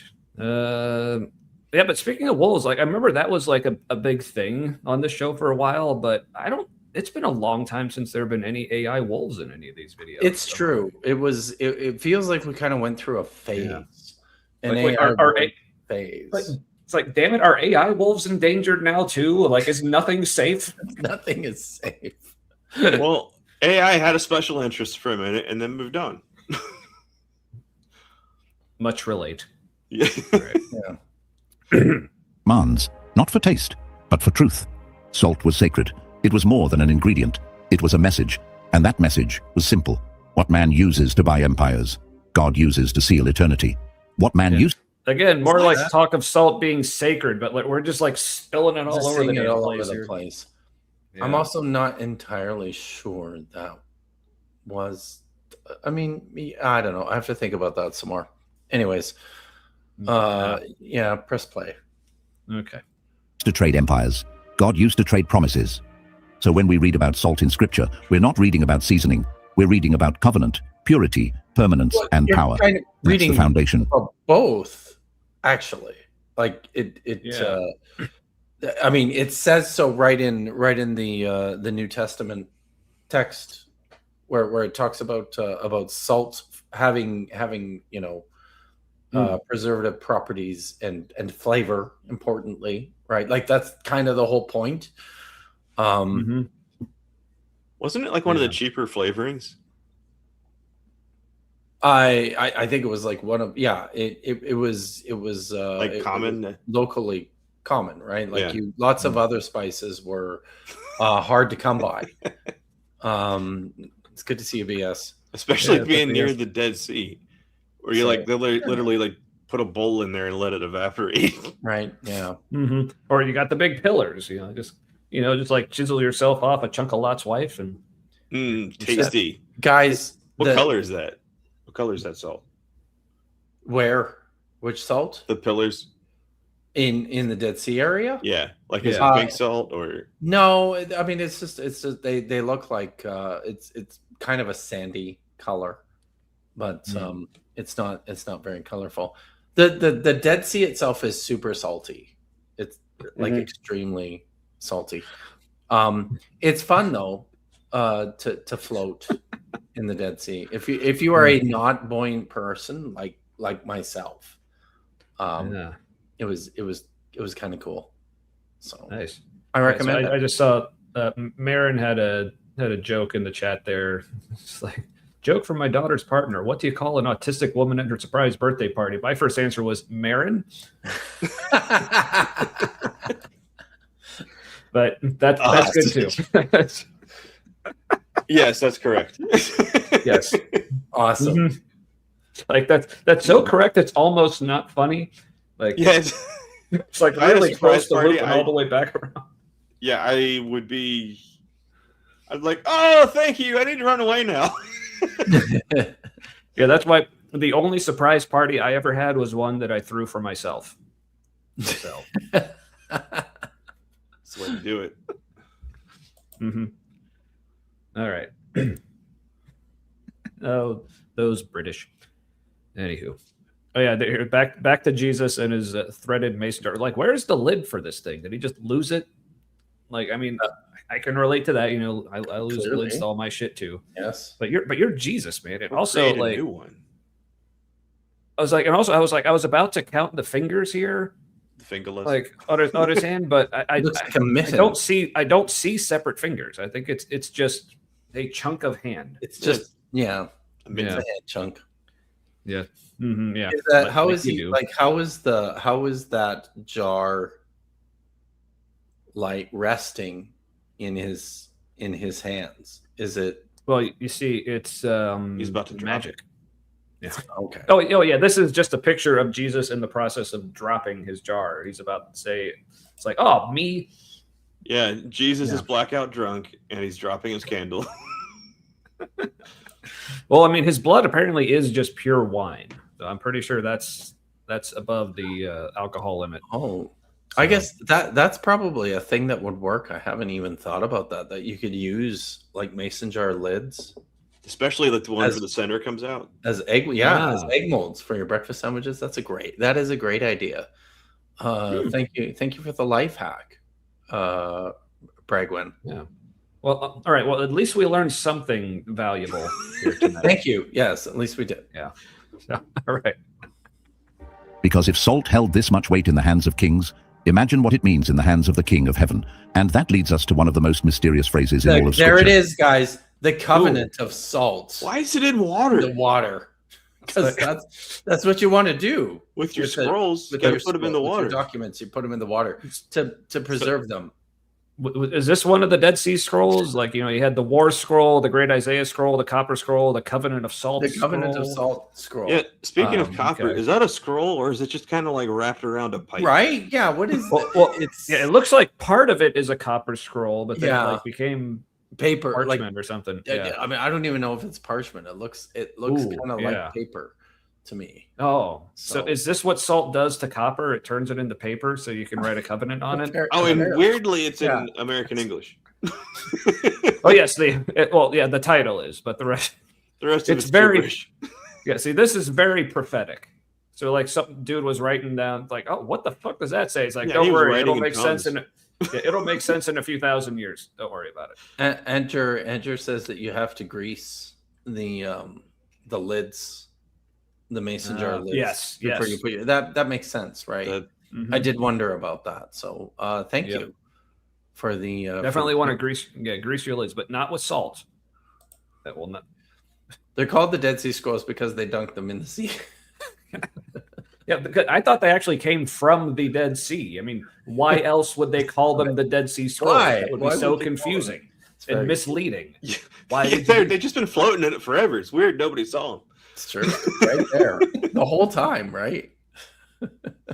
Oh, no one wanted to grab because they're like, oh, that leave it as you found it. So just people were just so polite for millennia, and then so The covenant of salt. Hidden deep in the Old Testament are two verses that many believers have never truly understood, and yet they hold the key to grasping the eternal. only 2 verses in the Old Testament believers have never understood. Just the 2. You Just sure? you. All right. I have to get another beer because I'm Ooh, all right. I'm out of my first one. Excuse me. Ooh, this is tragic. This is tragic. All right. Well, What is she holding? it's like a Well, jar of some kind. It's shaped weird. Yeah. You see, it's got a handle clearly. It has a little bit of a spout there at the top. Yeah, it's definitely. It's not the most uniformly shaped, No. formed jar. That's for But, sure. I mean, she doesn't look super wealthy, so makes sense. Yeah. To be fair, well, I don't know. I mean, I She's don't got know. a lot Is of this? fabric. Yeah. Well, that's where all the money went into the fabric. But What does it also- mean to trade in promises? To trade promises. That was said earlier about God trades Oh, yeah. promises. Like, how does it? Are like So it's promises like a out- commodity? yeah, I so- don't understand so it's this like, metaphor. Yeah, so it's trading in promises. Like, I'll give you a promise, you give me like a camel or something. Or No, but you're like, trading if- promises. Like, here's one promise for that promise, and you're like, Ah. sweet, nothing happened. I mean, I guess because if you trade promises and one of you doesn't, and neither of you do anything, it's like, oh, you didn't do your thing. I'm taking my promise back, and the other guy's like, same. So it's like, yeah, I don't get it. All right, well, These promises are a that's all I got. house of lies. all right. So Eternal nature of God's promises. Numbers chapter 18, verse 19. It is an everlasting covenant of salt before the Lord. wait, oh, so now it looks like the salt's coming up into his hand. So is this guy just going around like, all you assholes keep dumping the salt everywhere across the desert? I'm here to pick it up. Is that what this is? Like, Yeah, and is anyone else hearing a really weird background noise right yeah, a now? little bit. Oh yeah, Kip, Whoa, yeah, it's- Kip, your audio is sounding really bad. Like I can't even like understand words. Yeah, this is like worse than underwater. You're like in the Mariana Trench right now. sounds like an alien language. Mm-hmm. See, I thought that was just background noise. Apparently, that was that's nuts. actually. Ooh. Quick, someone salt the show. We're demon possessed, apparently. So Kip, you sound like this. Yeah, Kip, just go douse yourself with salt, moisten up. Nope, not better. Nope. It, Nope. But I think whatever is going on also has an echo. yeah,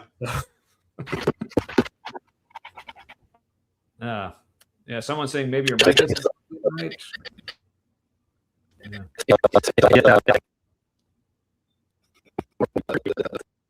it's like your echo has reverb. They're saying like he's not in the Marianas Trench. He's in the Dead Sea. We can't handle the spiritual moistness. Yeah, it's still not good. Yeah. Kip's talking in key smashes. Yeah. Somebody turn Kip off and back on again. Like, Okay, how is this better? Much better. There we go. Yes, there we go. Okay, I figured it out. Got it. Good. All I was right. concerned Way to go. for a moment. Yeah, my brain was trying to Oh. get used to that and like turn what you were doing into words. It was uncomfortable. Well, But fun though. my apologies for Hey. that. So That's all right. I mean, you're just ruining we have a your text show. here. Wait a I minute. feel yeah, it's true. I feel like I need to look this up. Because I bet he's gonna say something stupid. So my old That might computer be a is stretch. back there. I could always grab that. But let's check Safaria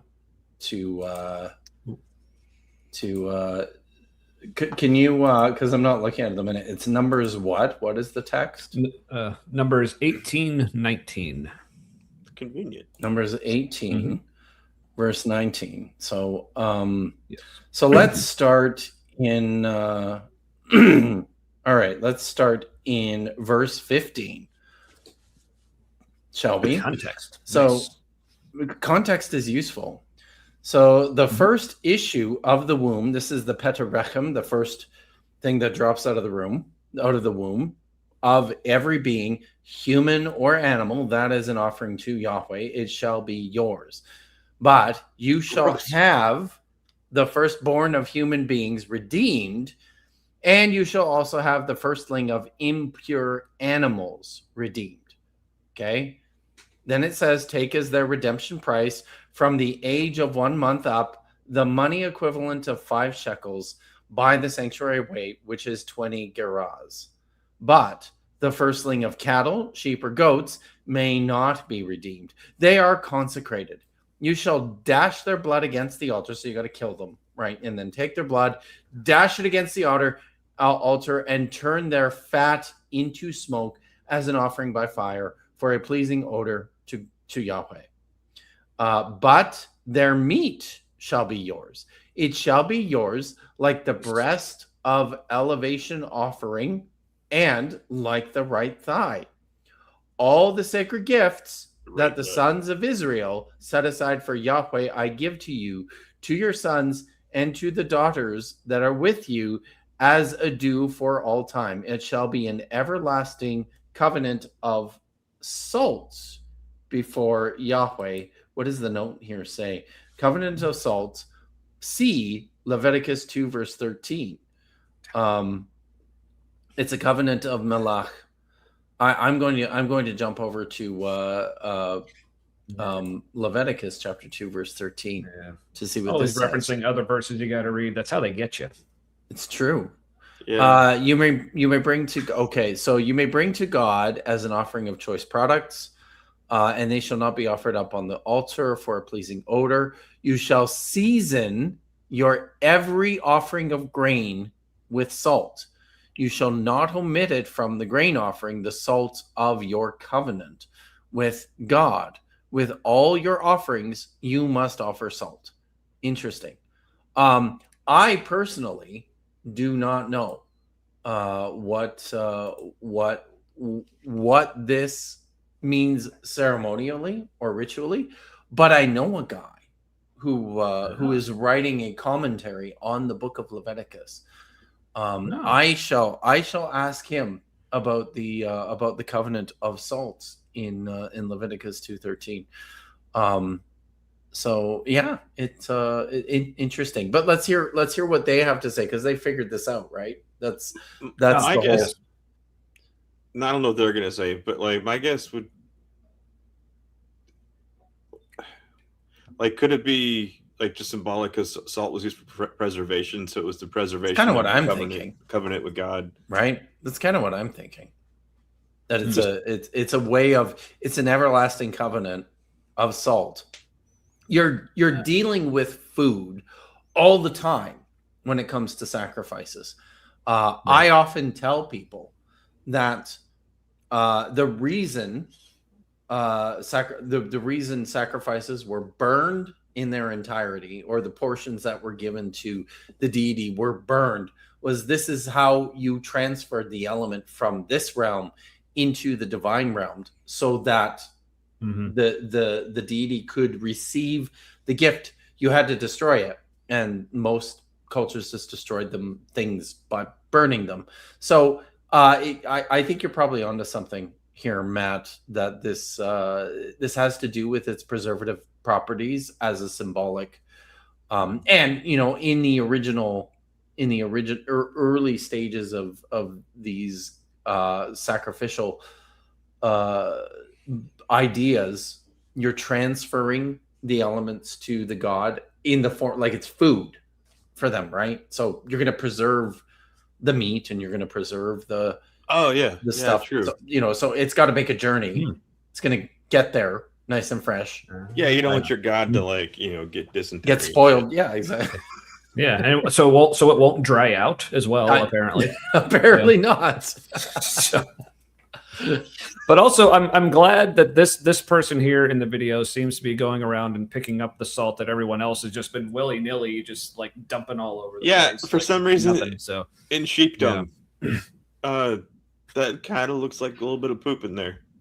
Yeah, like with the sheep in the background, like writing some context clues here. Yeah, and they're walking away from it, so it's like, oh, these sheep just like shat out a bunch of salt. I should pick that up. Okay.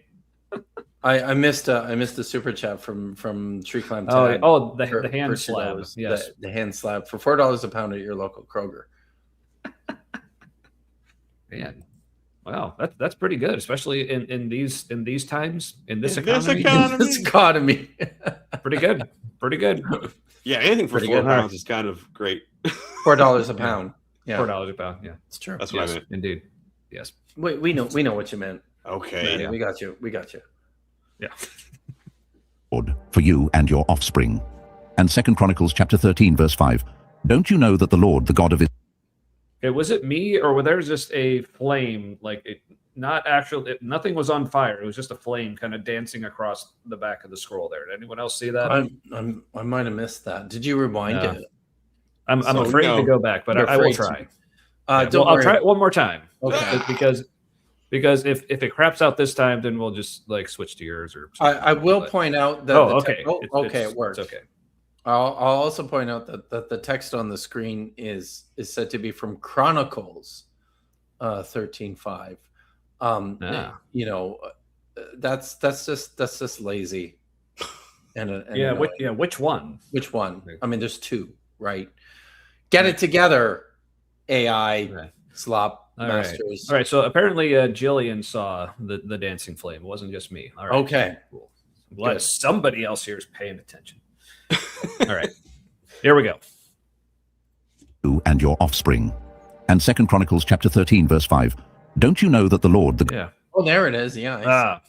See, and now like YouTube just decided to pause itself. Oh God! On that, just to make sure. Way to go, YouTube. Just for posterity to remind us. But apparently also like the scroll seems to be like on fire on the inside as well. Is this common practice for scrolls, Kip? Is this no? But I'm wondering if this is the Leviticus carbon scroll. There was there's a great story. There's a great documentary that was put out by. Oh, there we go. We're at I'll tell this quickly, and you have no choice because you are my captive storytelling audience. Yeah, I mean, I could just leave. There's a big red button for it. There's probably a bingo square for that on another show. But I could for someone booting themselves because they just can't stand Kip's stories anymore. Is that a bingo square? You wait. In 2 weeks it will be. So, so there's a great documentary that produced by Nova called Dead Sea Scrolls Detectives, and part of this documentary features the story of a set of scrolls that were discovered in the 1960s, but they were kept by the Israel Antiquities Authority for like 40 or 50 years or whatever it was, because they were so fragile. They were rolled up because they were found in like a tin box that was in a fire, in a synagogue fire, and the box got so hot that it just like cooked these things inside of it without any flame actually touching them, right? So they're totally preserved intact. They're just basically completely carbonized at this point.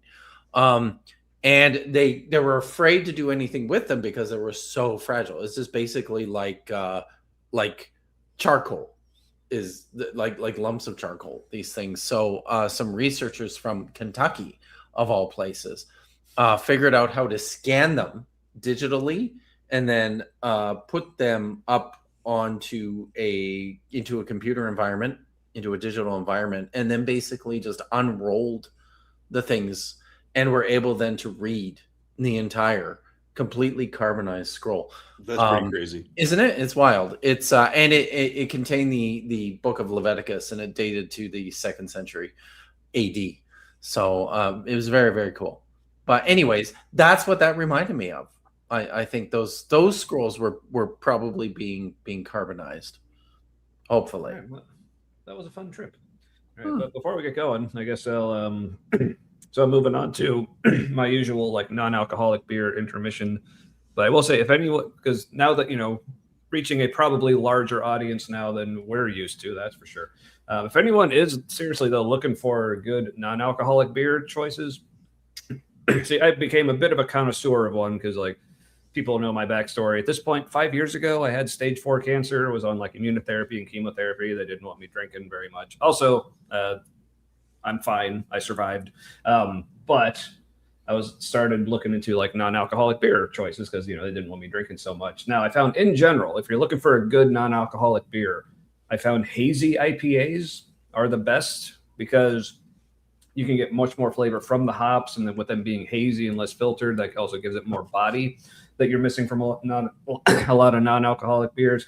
But also in general, I would say go with breweries that only make non-alcoholic beers, because you see some like I've heard you say that before. Yeah, because like some of your bigger like craft breweries, like Sam Adams has some non-alcoholics.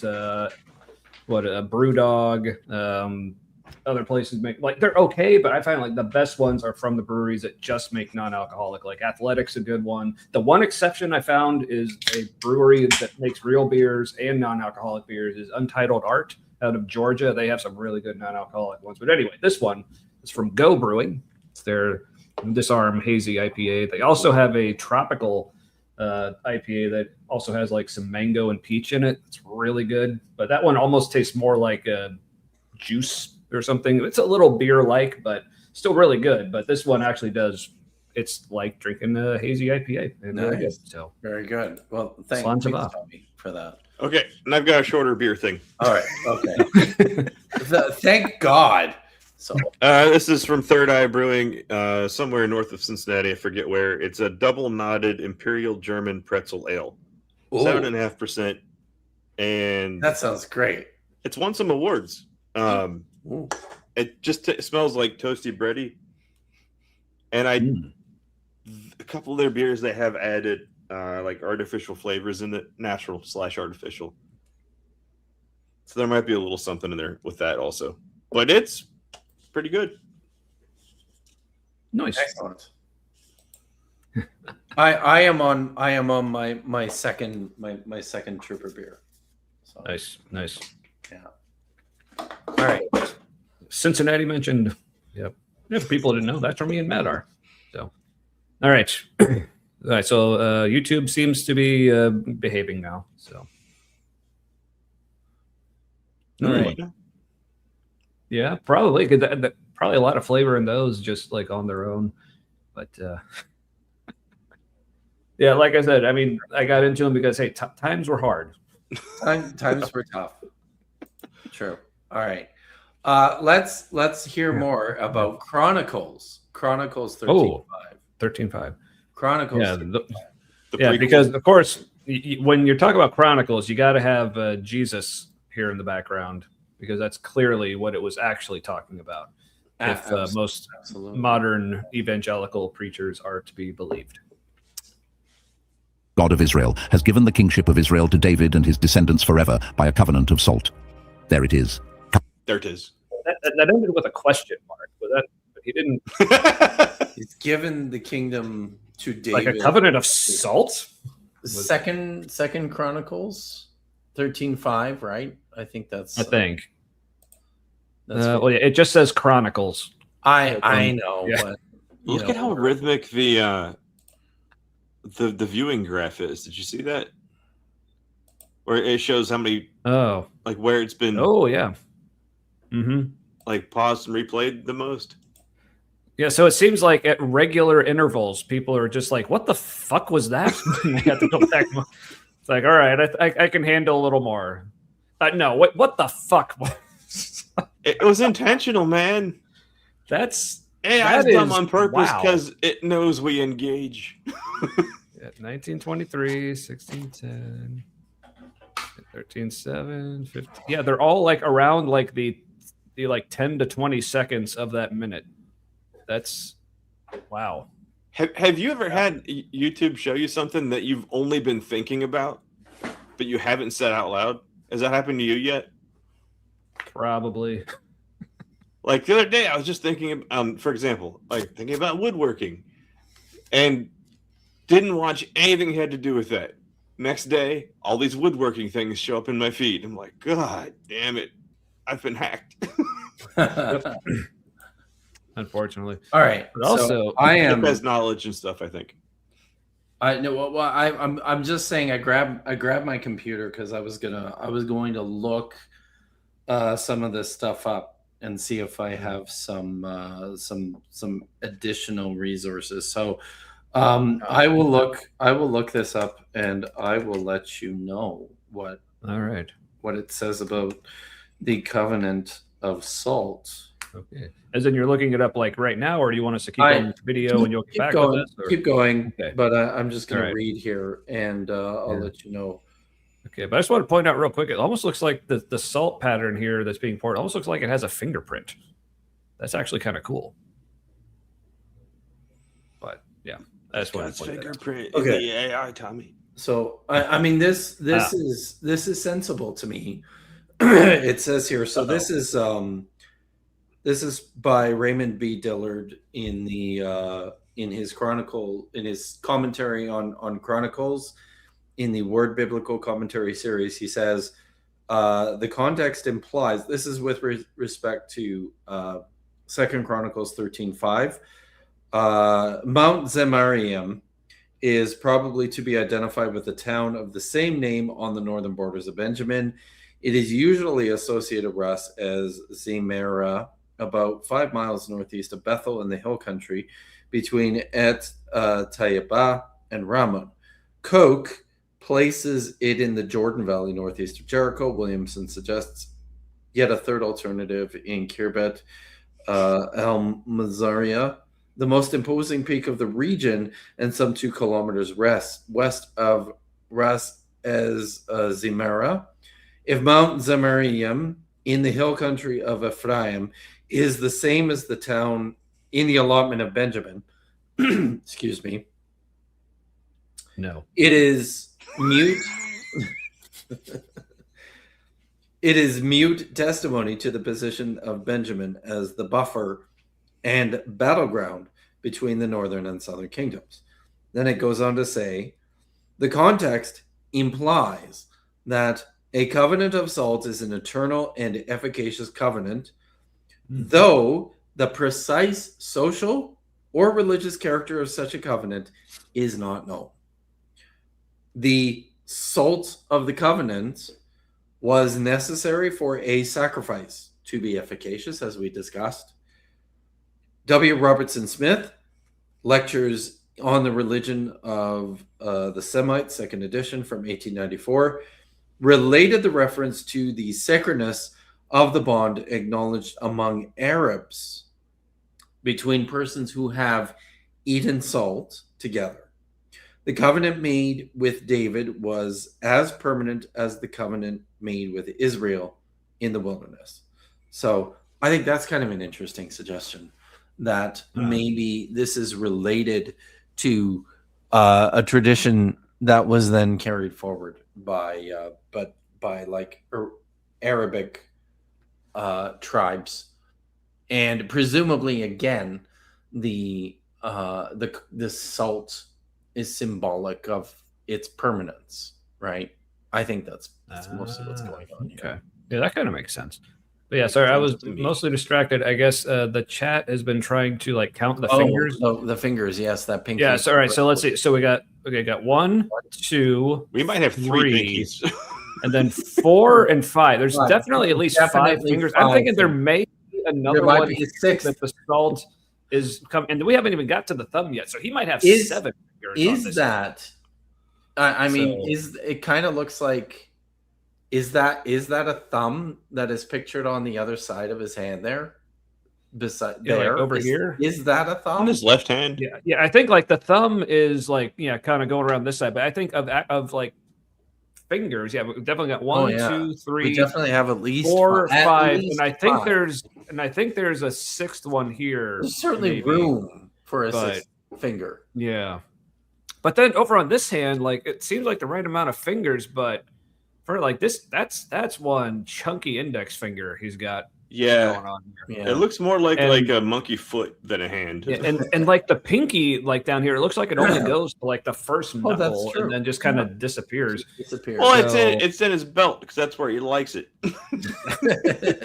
It was the fashion of the time. It's like, oh, that's my belt pinky. I don't know. That pinky is superfluous. Correct. All right. Well, let's let this play out and see if the fingers evolve before our very eyes, as they are wont to do. Other things have been evolving. Why not fingers? Yeah. Right. Covenant of salt. But what does it mean? In ancient cultures, salt was the ultimate symbol of permanence. When two parties made a covenant, they would eat salt together. Looked like the one finger, like it was 2 fingers branching from one, like finger trunk on the end A of the finger hand. trunk. Yeah, A metatarsal. a metatarsal. So a metatarsal. Also, is that the first time they've had that like faceplant like slam transition between clips? But I Really? haven't paid that much. Because there was just like this like weird like real harsh zoom in on his weird finger hand and it was very distracting. I didn't like it. Tarsals are in the feet. They're in the feet. Well, hey. Matt, come on, get with I mean, it. do I need to show my feet? No. No. No, please, just press the play button. Okay. Fine. Or sprinkle it as a sign that the agreement could not be undone. Salt couldn't rot. It couldn't fade. It stayed. And so did the promise. So when God says his Oh, look, it's a heart. Aw. It's a salt heart. The Rock loves me. It does. How is it? It's like, I don't know. How does it? Because you would think that I don't know. I'm struggling to see how it gets such a crisp edge like that. Yeah. Especially with how they've just been like dumping it and like just Right. all willy-nilly with it. Like so this must be magic salt, because like when you just do that, it forms like a perfect heart shape. It also looks like a cookie. It kind of does. This is doesn't true. But like a really now, salty cookie. That would not. Although I do kind of want to taste a salted sugar cookie now. Mm-hmm. Yeah, that actually does sound really, Yeah. really fucking Not good. that much salt. But- A little bit. Yeah. Okay. But so I've heard of a heart of stone, but this looks more like a heart on stone. It certainly does look like a heart on stone. Does that mean anything? No, Use that hard on. Okay. He didn't. Yep.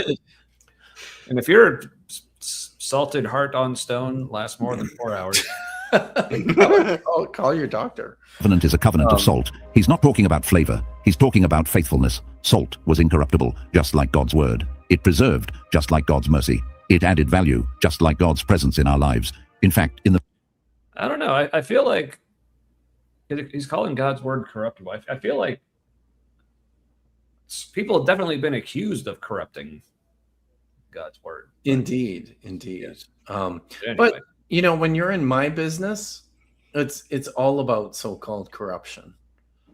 I mean, it's just it's something that people did. yeah, that's just how Kinda things like- get done. yeah. It's kind of like that verse that said, "God shall not be mocked." I'm like, have you been on YouTube recently? I mean, that happens all the time. But all the time. even before YouTube, I hear people even wrote books about it. I mean, most of YouTube is a mockery of creation itself, so I don't think God exists. The argument from YouTube. That's one they don't. The apologetic argument from YouTube. I think we're going to look back at this whole, like, after World War II. 3. I think dropping a nuclear weapon on a country Okay. fucked up humanity as a whole for a little bit, and we're just sorting through some shit now. So, speaking of, I heard a statistic today that surprised me, but we shouldn't be. I guess I shouldn't be surprised. But the war in Ukraine now has been going longer than the First World War. So, And it's claimed a ridiculous number of lives, a lot more on the Russian side. really has. Yeah. So, Like over a million people. Like they've lost more soldiers like a while ago. They passed up their Afghanistan war figures, which was the war that contributed to the fall of the Soviet Union. So Russia's collapsing. It's just doing it slowly right now. very, very slow. Yeah. But the good news is, when the climate and migrants need a place to go, Russia's going to be hard up for everything. And so come help them out. They got all of Siberia. It's going to be a temperate climate. It'll be great. Mm-hmm. Yep. The habitable place. The habitable place on Earth. Yep. All right. Yep. Okay. Middle East, breaking a salt covenant. Sorry. No, I was. This echoes my sentiments. Russia. Yes. Oh, so very sad. Anyway. Yeah. Mm-hmm. Yep. Was considered one of the worst betrayals. It wasn't just a legal breach, it was a spiritual offense. And that's the kind of covenant God made with his people. He was saying, my promise to you is not temporary. It will outlast. Okay, your hair is getting a little close to the flame there, buddy. Pretty close. I have some experience with that. It's not good. No, That burning too. hair smells terrible. It's true. How have you not mutilated yourself, Kip? So here's the thing. Every single time I talk to my mother on the phone, she My always hair is tells- on fire. It might as well be. She always tells me every single time, Kip, be careful. She tells me that every single time. And the last couple of times, I've just said to her, I've been like, Mom, I'm 53 years old. I have hacked away at and mutilated many parts of my body over the years and have managed to escape death to this point. So it sort of feels like if something was going to happen, it would have happened by now. So I think I'm probably good. It just I've lost the ability to care anymore, just because everything always turns out okay. Yep, there you go. Yeah, it's almost like being careful at this point would just be wasted energy. Just wasted energy. Yeah. Exactly. Right. What do you know, Mom? Sorry. Like in the States, like a year ago, now was terrifying. But now that we're here, we're like, It's like, it's fine. I mean, it's bad, but it's bad, but I'm not as scared. but I didn't lose my sense of humor, and in fact, there's even funnier shit now. That's And true. That's true. Yeah. So see, I don't believe in curses. So yeah, and that's true. I am too Canadian to care about my health. Fair. This is fair. Pop into the free healthcare. If I get hit by a bus tomorrow, you know that I have stepped foot outside, which is not something that I am intending or planning to do anytime soon. So, But if anyone is around Kip, just keep some salt handy. yes, that too. All right, we should probably press play. Yes. We're 6 minutes through this 27-minute video. So Well, we knew it wasn't. It was a. Yeah. It was not going to happen. So yeah. Well, see that's the thing about our show. We have the I don't know if you want to call it the determination, the stamina, or the stamina, or just the perseverance. Or just the outright goddamn foolishness. Like we finished the damn video. That's why our streams are like 5, maybe 6 hours long. Sure. Mine are not 5 or 6 hours long, and they never will be. So, yeah, ours go about as late as yours, but we just start 2 hours early. Much earlier. Yes, exactly. So, here we go. Maybe. Oh, wait, sorry. Maybe. So it's like I didn't know it. Yeah.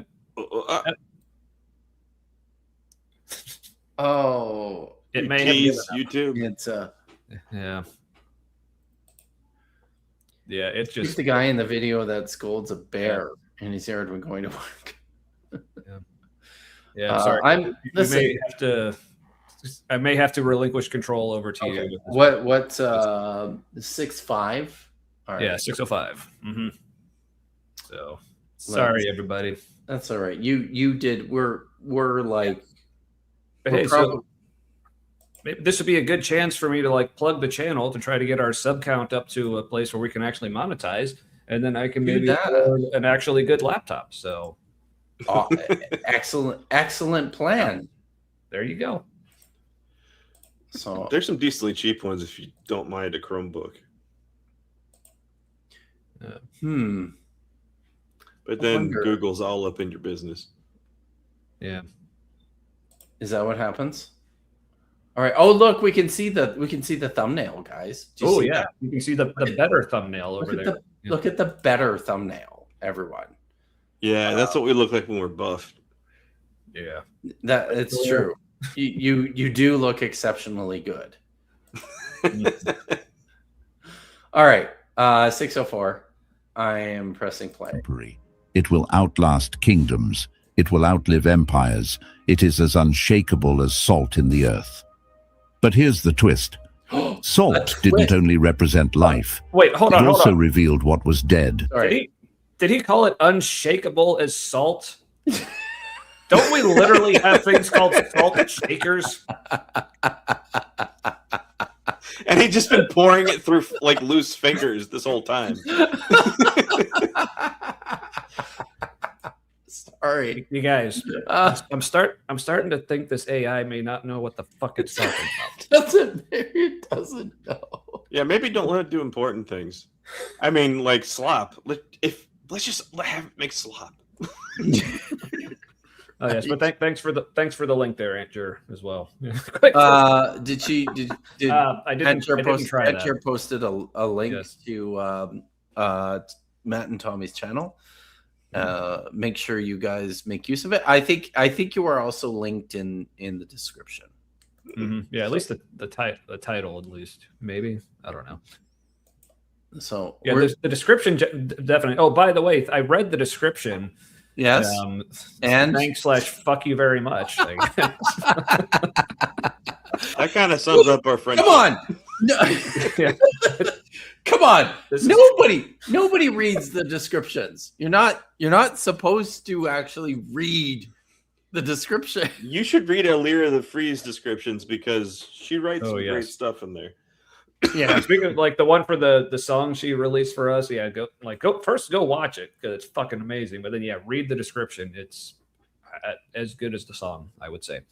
But anywho, yeah, I was going to say, I was about to say, okay, it looks like you did tag us in the title, but you put spaces between like the humanity and live, so I don't think that actually works. But fortunately, in the description, the part that nobody reads, apparently, that's where you did it correctly. So I'll make sure to go back and to correct that. If you poured salt on a wound, it burned. If you poured salt on the ground, it sterilized it, made it barren. In other words, salt had two sides, which means What? salt didn't only represent Those are the life same thing. in some moments. Burning and sterilizing? No, I mean, like it hurts your skin because it's toxic to life in that quantity, the same way it is on a field to life. Certainly. Yeah. Hands are life. This is true. It revealed judgment. God's covenant is unbreakable, but it's also super chunky salt. That's oh yeah. That yeah, and also that's Jared Leto. Navel gazing at his salt. Sorry, I'm it's going to be difficult for me to play the video and watch the chat. ignorable. It demands loyalty. It preserves what is pure, but it exposes. Why does he think salt demands loyalty? What the fuck does that even mean? Now it's getting exciting. Yeah, I'm just wondering why salt looks like a cinnamon roll. Yummy, because to make it look yummy, yeah. I guess. Yeah, that's true. Yeah. Also, but speaking of the video, what do you have the play speed on? Oh, thank you. Bump it Or up, or- I definitely want to bump it up because I didn't do that. Bump Playback it up. speed is normal. Let's go to 1.5. Yeah. Okay. Fuck normal. Fuck normal. What is false? So what happens when people reject the salt? What happens when covenant turns to rebellion? For that, we need to look at the altar. In the heart of the sacrificial system, amidst the fire, the blood, and the incense, there was one ingredient God never allowed his people to forget. Leviticus chapter 2, verse 13. Season all your grain offerings with salt. Do not leave the salt of the covenant of your God out of your grain offerings. Just add salt to all your offerings. The grain. Did you catch that? God. So just the grain offerings, though. It's not all your offerings, just the grain offerings. So so important, though. Very important. Didn't request salt as a preference. He required it as a command. Every offering, every act of worship. Every grain offering. Yeah. Also, we're just pouring water in the salt again. Is he pouring water, or is he pouring the liquid salt that turns into that's salt right. once it ends up in the bowl of salt? Do I need to? Maybe I need to back it up here a little bit to see what the fuck is. You can salt as a preference. He required it as a command. Every offering, every act of worship, every sacred moment brought to the altar had to include salt. Here, why? What is going because salt on? wasn't seasoning. It was. What are those effigies burning in the background? Yeah, but also like the liquid, it's not even flowing. It's just like a solid. It's just a Okay, well that's a thing called laminar flow, and it's a real thing. But that's not what's happening here. This is just bad AI. In real life, water can do this thing where it just looks solid while it flows because everything is perfectly aligned. Yeah, it's like a homeostasis kind of fluid dynamics thing. Indeed. Like if you have a faucet on or something. Yeah, it's just a steady stream. It can like just take a shape and keep it. Hank Green says it's a laminar flow. And he doesn't see why not. You could also do it when you pee. I would. Yeah, that seems okay. I think I have achieved laminar flow. Before, so. It is very creamy looking water. But if I have to pee at some point during the stream, I'll report back. Let you Creamy know. water's bad. You don't want it going into you or out of you. Yeah. All right. Healing. Salt represented the covenant, the eternal, unbreakable relationship between God and his people. Without it, the offering was incomplete, unacceptable. Imagine that. You bring your best grain. You approach the altar in reverence. But if the salt is missing, the sacrifice is void. What does that tell us? It tells us that... Yeah, so that guy who's playing it safe, I'm just bringing all salt. Yes. Trust me, there's grain in here somewhere.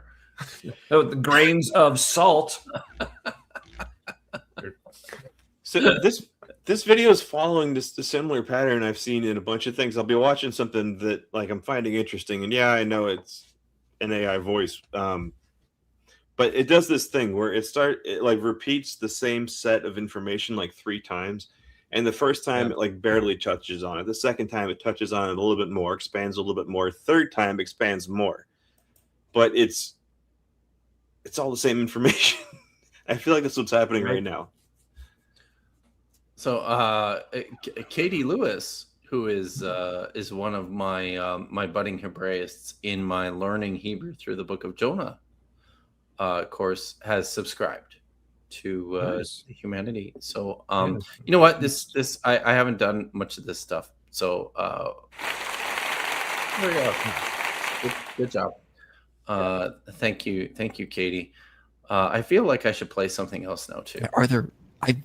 Are there female rabbis? Yeah. Yes, the answer is yes. Did you guys know the answer? Yes, because of course there are. Because there's always a liberal, like, what an idiot.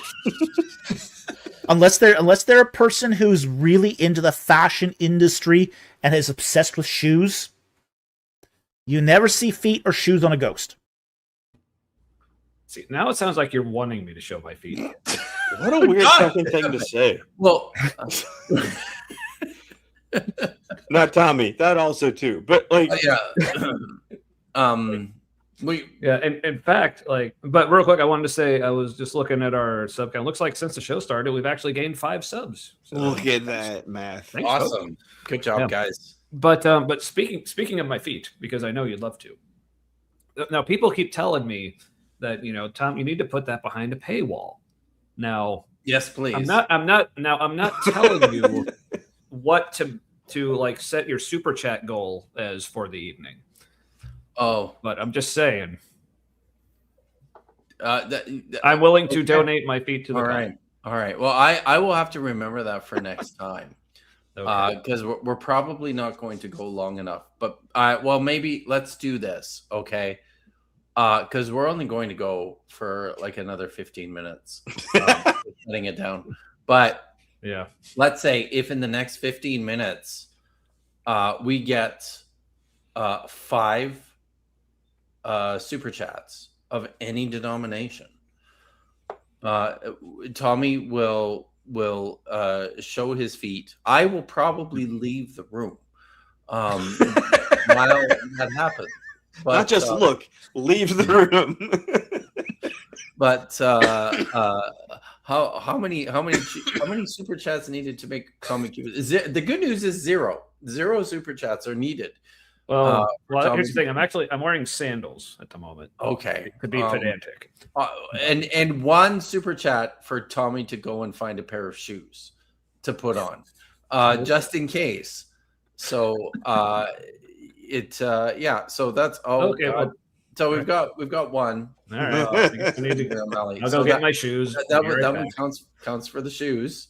All right. Now, if there are 4 more, he'll be taking it all off, guys. Shall we, while Tommy is looking for his shoes, maybe we can continue with the video a little bit here. God doesn't just desire passion, he demands purity. He doesn't just want worship, he wants covenant worship. You see, many today bring songs, prayers, and emotions to God, but forget the salt. They forget the promise, the purity, what the permanence. Hell is happening? Salt wasn't for God's taste. It was for our remembrance. I don't know. It was like reminded the salt brothel. What is she doing with the salt? I don't know, but it looks sensual. I got my shoes. Awesome. Good. So. Let's see. So Katie Lewis for $2 says, "I wish to horrify Kip." Also, I like Hebrew 102. Yes, it's. I hope Hebrew 102 is coming. But there's 2, 3 more in the next 15 minutes, and those, or I guess the next. Where's the time here? The next 13 minutes, and those shoes are coming off. So yeah, like what is she doing here? There here. Well, this lovely Navajo woman is working on her salt bowl. It was for our remembrance. It reminded Israel, you're not just making an offering, you're reaffirming a relationship. What is What is this? It's Just putting like finger skin into the bowl or something. I don't know what's going on. That same truth echoes into our worship today. It's not about how loud we sing or how long we pray. It's about whether our hearts are sealed with the salt of covenant. Because on All right, so Wow, look at that face. Yeah, Brandon here is late to the stream and has no idea what he's donating towards right now. so with you, Brandon, we only need 2 more super chats of any denomination in the space of 12 minutes now? 12 minutes. And Tommy is going to show everyone except me his feet. So if you are, I hope you're God damn it. I hope you're proud of yourself, Brandon. I hope you're goddamn it. Hey, Susan. Good to see you. Susan Turpin. Seagulls fly by a CBC. Otherwise, they'd be bagels. Nice. That's true. Hey. That's good. actually a pretty good like kid kind of joke. Isn't it? That is pretty good. Yeah, that's So, good. all right. So we're at how many more do we need? Do we just? God damn it! We just need 1. So please, everyone, for the love of God, or Oh, I feel like Kip is feeling like Grover in like the monster at the end of the book. I am totally feeling like that. God's altar, salt made the difference between a pleasing aroma and a rejected flame. But worship wasn't the only place Jesus highlighted salt. He took it further, from the temple, into the streets, and he looked into the eyes of his followers and said something unforgettable. salt. You are the salt of the earth. Matthew chapter 5, verse 13. You are the salt of the earth. Wait, But if the salt looks like- loses its saltiness, how can it be made salty? Was Jesus getting the crowd to do like a wall of death there? What was happening? Like the crowd, they were just like running into each other. That was fucking awesome. The best wall of death in a video that I saw was a Baby Metal concert. A baby metal concert, like one that you No, not the one I was at, but it was a video on a YouTube video one. from one of their concert series. Yeah. Which first of all, I was just confused why any of the crowd like just started running, but then it looked like there was like another part they were running into. It's like, I guess. Yeah, and they backed up Jesus- quite a bit, and it was a Forget it. lot of people that ran at each other. Not just the front line how it usually is. God Yeah, damn. so I guess Jesus Wow. just dropped a sick breakdown there or something. And they just slammed into each other, and everybody Really was fine. did. Yeah. Something Like- unforgettable. It's like, You and are the blessed are salt those of the- who right now. That's the forgotten beatitude. Correct. Yes. Earth. All right. Matthew chapter 5, verse 13. You are the salt of the earth. But if the salt loses its saltiness, how can it be made salty again? It is no longer good for anything. With these words, Jesus wasn't giving a metaphor. He was giving a mission. In one sentence, he connected every believer to the ancient Wait. covenant, to the altar, to the eternal. But he was using a metaphor. To, Counterpoint. like, does the AI understand that even though there was an intention to his message, it's still a fucking metaphor? Like that part doesn't change. Jesus never used metaphors. What are you talking about? All right. He literally Constant never seed. used metaphors. Yeah. Rarely, never. Yes. filled with salt. He was saying, you are the covenant now. You are what preserves the truth in a world that's decaying. It's not just about being good people. It's about being essential, spiritually necessary in a world that's rotting from the inside out. Because what does salt do? It preserves what would otherwise spoil. It purifies what would otherwise be defiled. Not sure It what, adds that guy too. I'm not sure what he's doing. Making a salt stew or something. Something like that. I won't bother. Also in the chat, there's apparently he said something about how salt loses its saltiness. Several people have a problem with that. Does it just not lose its saltiness? I honestly don't know. Oh god damn. Well, there we go.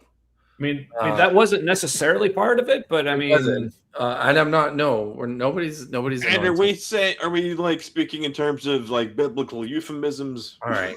So yeah, which feed am I showing? I mean, I know this is typically like a Hebrew Bible channel. Like, which feeds are we talking about? No, this is a not a. It's not a family show, but this is a this is not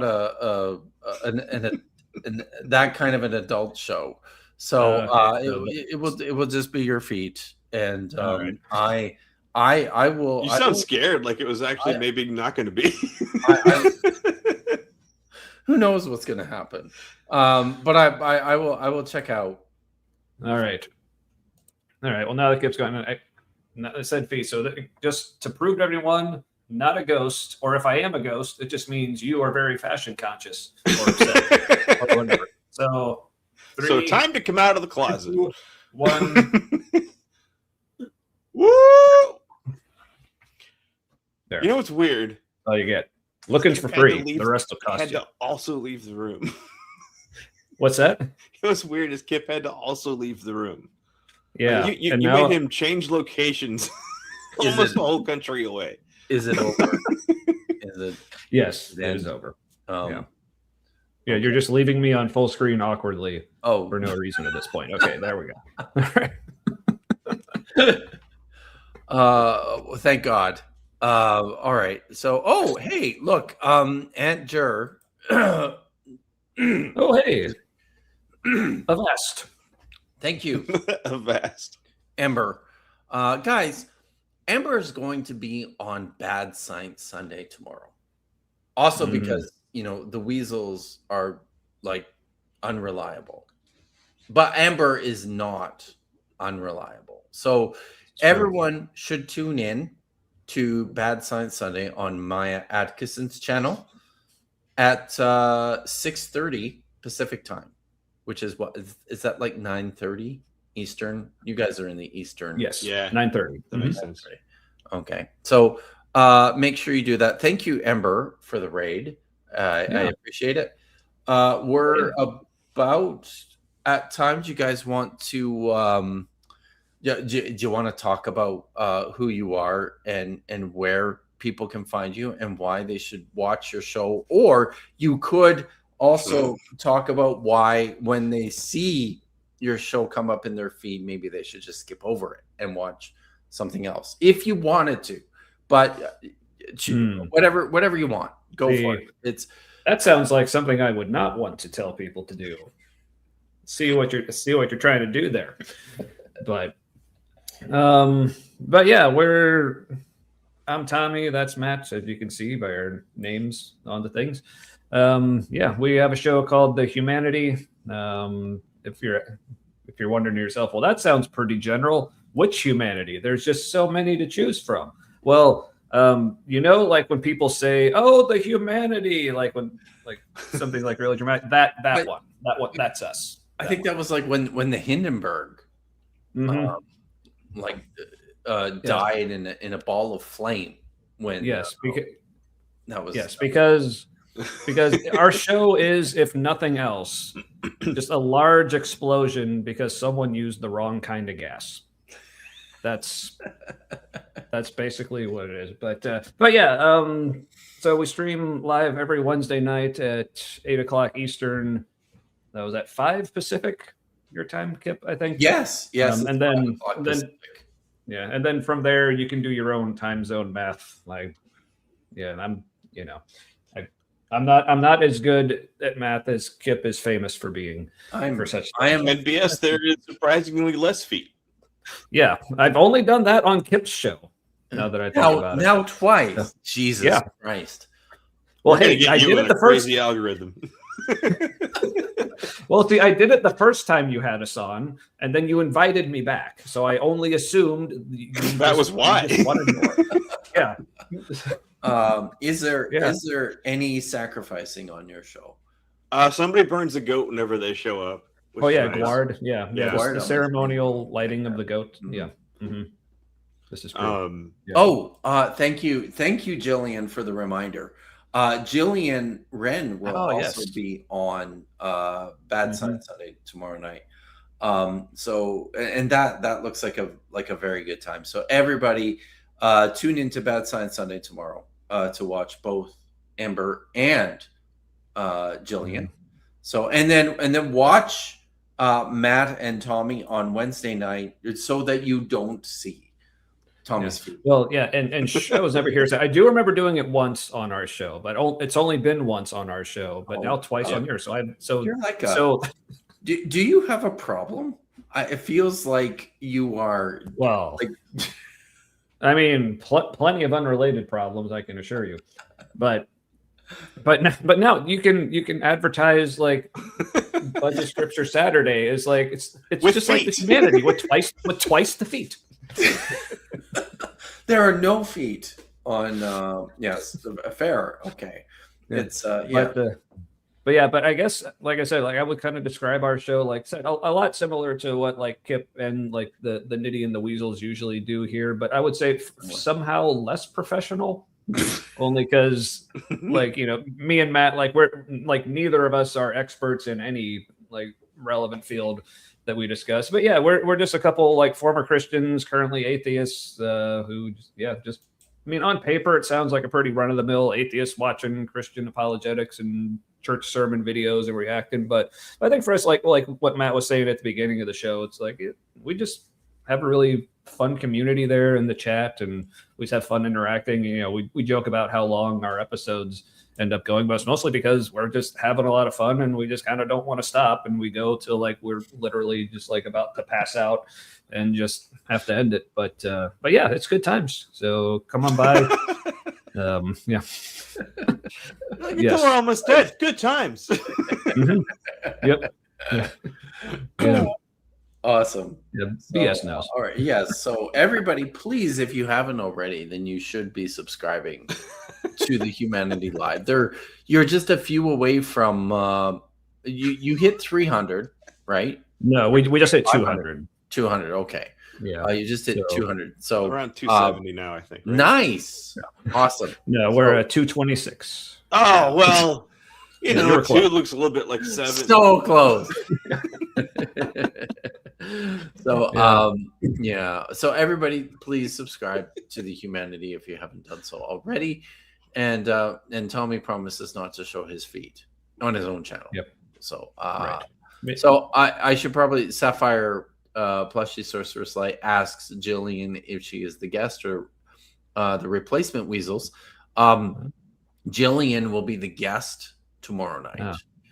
So Ember will be replacing the astrophysicist Trechko Weasels. So there won't be any magnets, and there will be a lot less astrophysics. Although Ember kind of holds her own in that department. Oh yeah.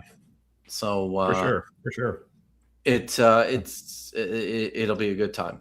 So thanks guys for coming and hanging out with me in a pinch, because I think I just asked you yesterday, didn't I? Yeah. Oh yeah, sure. I mean, it's our pleasure. I mean, we know you're wanting to get the show back up and running. So it's anything I can do to help, continue this abomination that causes desolation that is a show, running. I certainly appreciate it. Thank you very much. Yeah. My pleasure, man. Always fun. So, yeah, thanks. Sorry, there's go. something I can't say because it's not my show, and I can't make it leave my head, and it's cracking me up. But you can, as I tell the Weasels on a regular basis, this is a safe space. Yeah, but you always tell us on a regular basis that you're lying to the Weasels when you say that. Don't tell him that. Okay. All right. So what is it? Were you gonna? No. Do you need to type it in the private chat first? No. No, it just gets extra crude. Oh, okay. So I don't. If it made you uncomfortable, I don't know how much more crude you want to get. So it's weird. It's an impossible question to answer. Given I know, right? I have no idea how crude. So that's why I said that, and I decided not to say it. Okay, but I needed to. But So I also everybody- couldn't be normal, so I needed to let you know why. Right. Well, I guess tune into All right. our show this week, and maybe Matt will let us know what's on Probably his mind. will. but he just really wants everyone to know. Good tease there, Matt. That was Right, good. it's true. Yes. So everybody professional. should tune in on Wednesday. So I don't get to tune in on Wednesdays at 5 right now because I'm still finishing a Hebrew course, but I'll be there All right. probably after my class is over on Wednesday. Everybody right. here should be there. Yeah. On Thursday, I hope to do a Hebrew reading stream.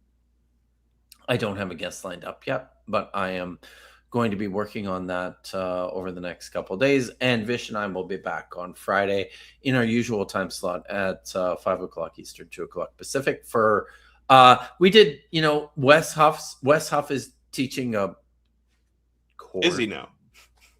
A course through the Peterson Academy. Have you heard of the Peterson Academy, Matt? Oh yeah, it's a polished turd of an organization. It certainly is.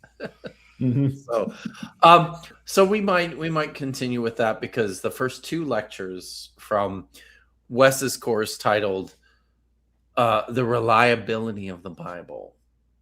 Of course, yes. It's a very reliable doorstop or paperweight, or So those have been uploaded to YouTube, and we might continue through that unless something else comes up. So we shall see. I'm kind of on a vacation. See, it says right here, I do see vacation mode, Kip. So it's a working vacation. the vacation Papa's on behind him. Yeah, exactly. So when I came through U.S. Customs. And they asked me what I do for a living. I said I'm a writer, and he looked at me. He said, "Wow." He said, "When you're in the States," he says, "no writing." So I was like, "Are you serious?" He seriously did. And then he kind of smirked and laughed and went, "Oh, there you go, rascal. Yeah, there you go. You're good." So I don't know how to take that. That's either a very naive, like border agent. I think, or this is not a the good time. Natured fascist. Yeah, it's like this is not the time for border agents to just be fucking with people. Right. Yeah. So what they do though, I came through. I stopped in Calgary to see my folks. And so I was flying out of the Calgary airport. What they do this at the Vancouver airport as well. They probably do it at some of the other major international airports on this side of the border, is they actually station U.S. customs agents on our side. So that you clear customs before you actually even get on the plane, which means that once you arrive in the U.S., you just walk out into the domestic arrivals terminal, right? I think they do that just because historically, once upon a time, there was a lot of traffic from Canada into the U.S. Less so now.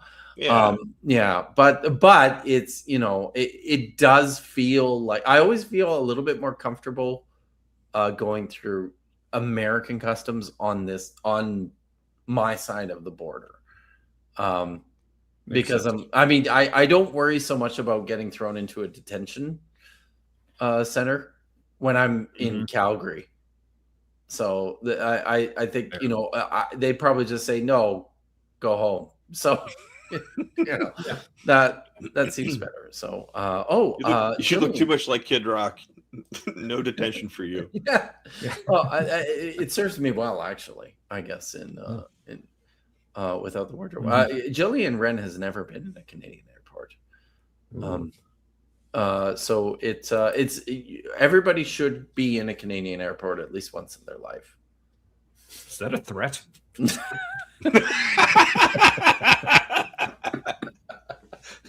It's in your best interest. No, this is a nasty rumor that was started by the Gnostic informant and perpetuated by. Did he actually fucking say that? Atkinson. Oh no, he said Kip Davis is Well, let's see. He said. I know he said you didn't write any books. He did. He said this. If I can. Goddamn, where did it go? Did I? There it is. Kip Davis has written no.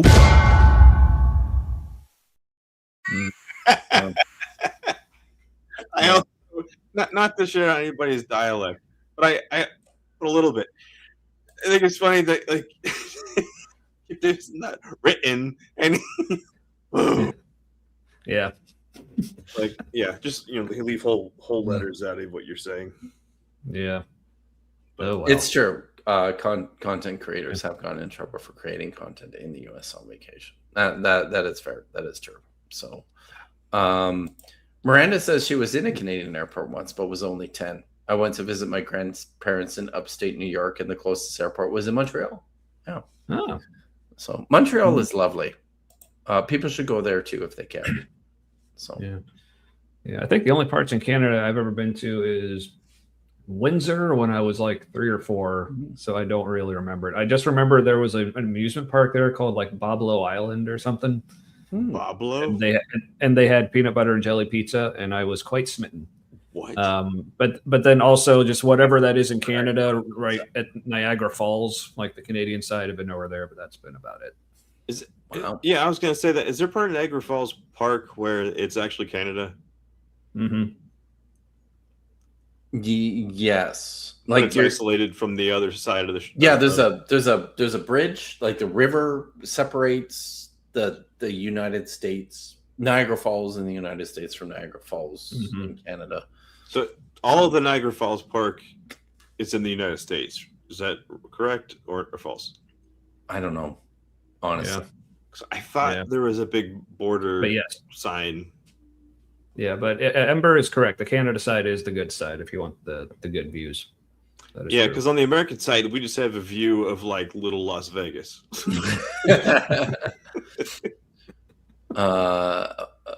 Lubalar says, I've never been to a Canadian airport either, probably because I live in New Zealand. Canada, good. Yes, that's good. Yeah. Oh, right. Yes, it's on the good side. Yes. So yes, we've all learned that Kip has run out of it. I mean, that's really, honestly, that's probably the theme of this entire stream. Until it gets to feet, specifically Tommy's feet. And then all of a sudden, Kip has fucks. Well, yeah, but I saw them.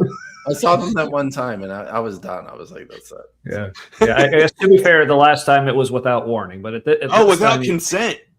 That's true. Right. That's true. Hey, I've learned my lesson, and now I charge for it. But, Get on it. but wait, but Kip, you were getting all the money from the stream. So does that mean you're my pimp I now? guess no. I think the stream is over now, isn't it? So Excellent point, Tommy. God damn. All right. Well. All right. Okay, so we're gonna shut this down. Thanks again, guys, for joining me. This was fun. Everyone, I have to find the outro here because I'm bad at this. So it's You're on vacation. It's true. There it is. No, that's the intro. There it is. I found it. Okay, so we're good. Everyone, stay safe, be good, and stay salty. Stay salty. Very nice. As always, Hatikva.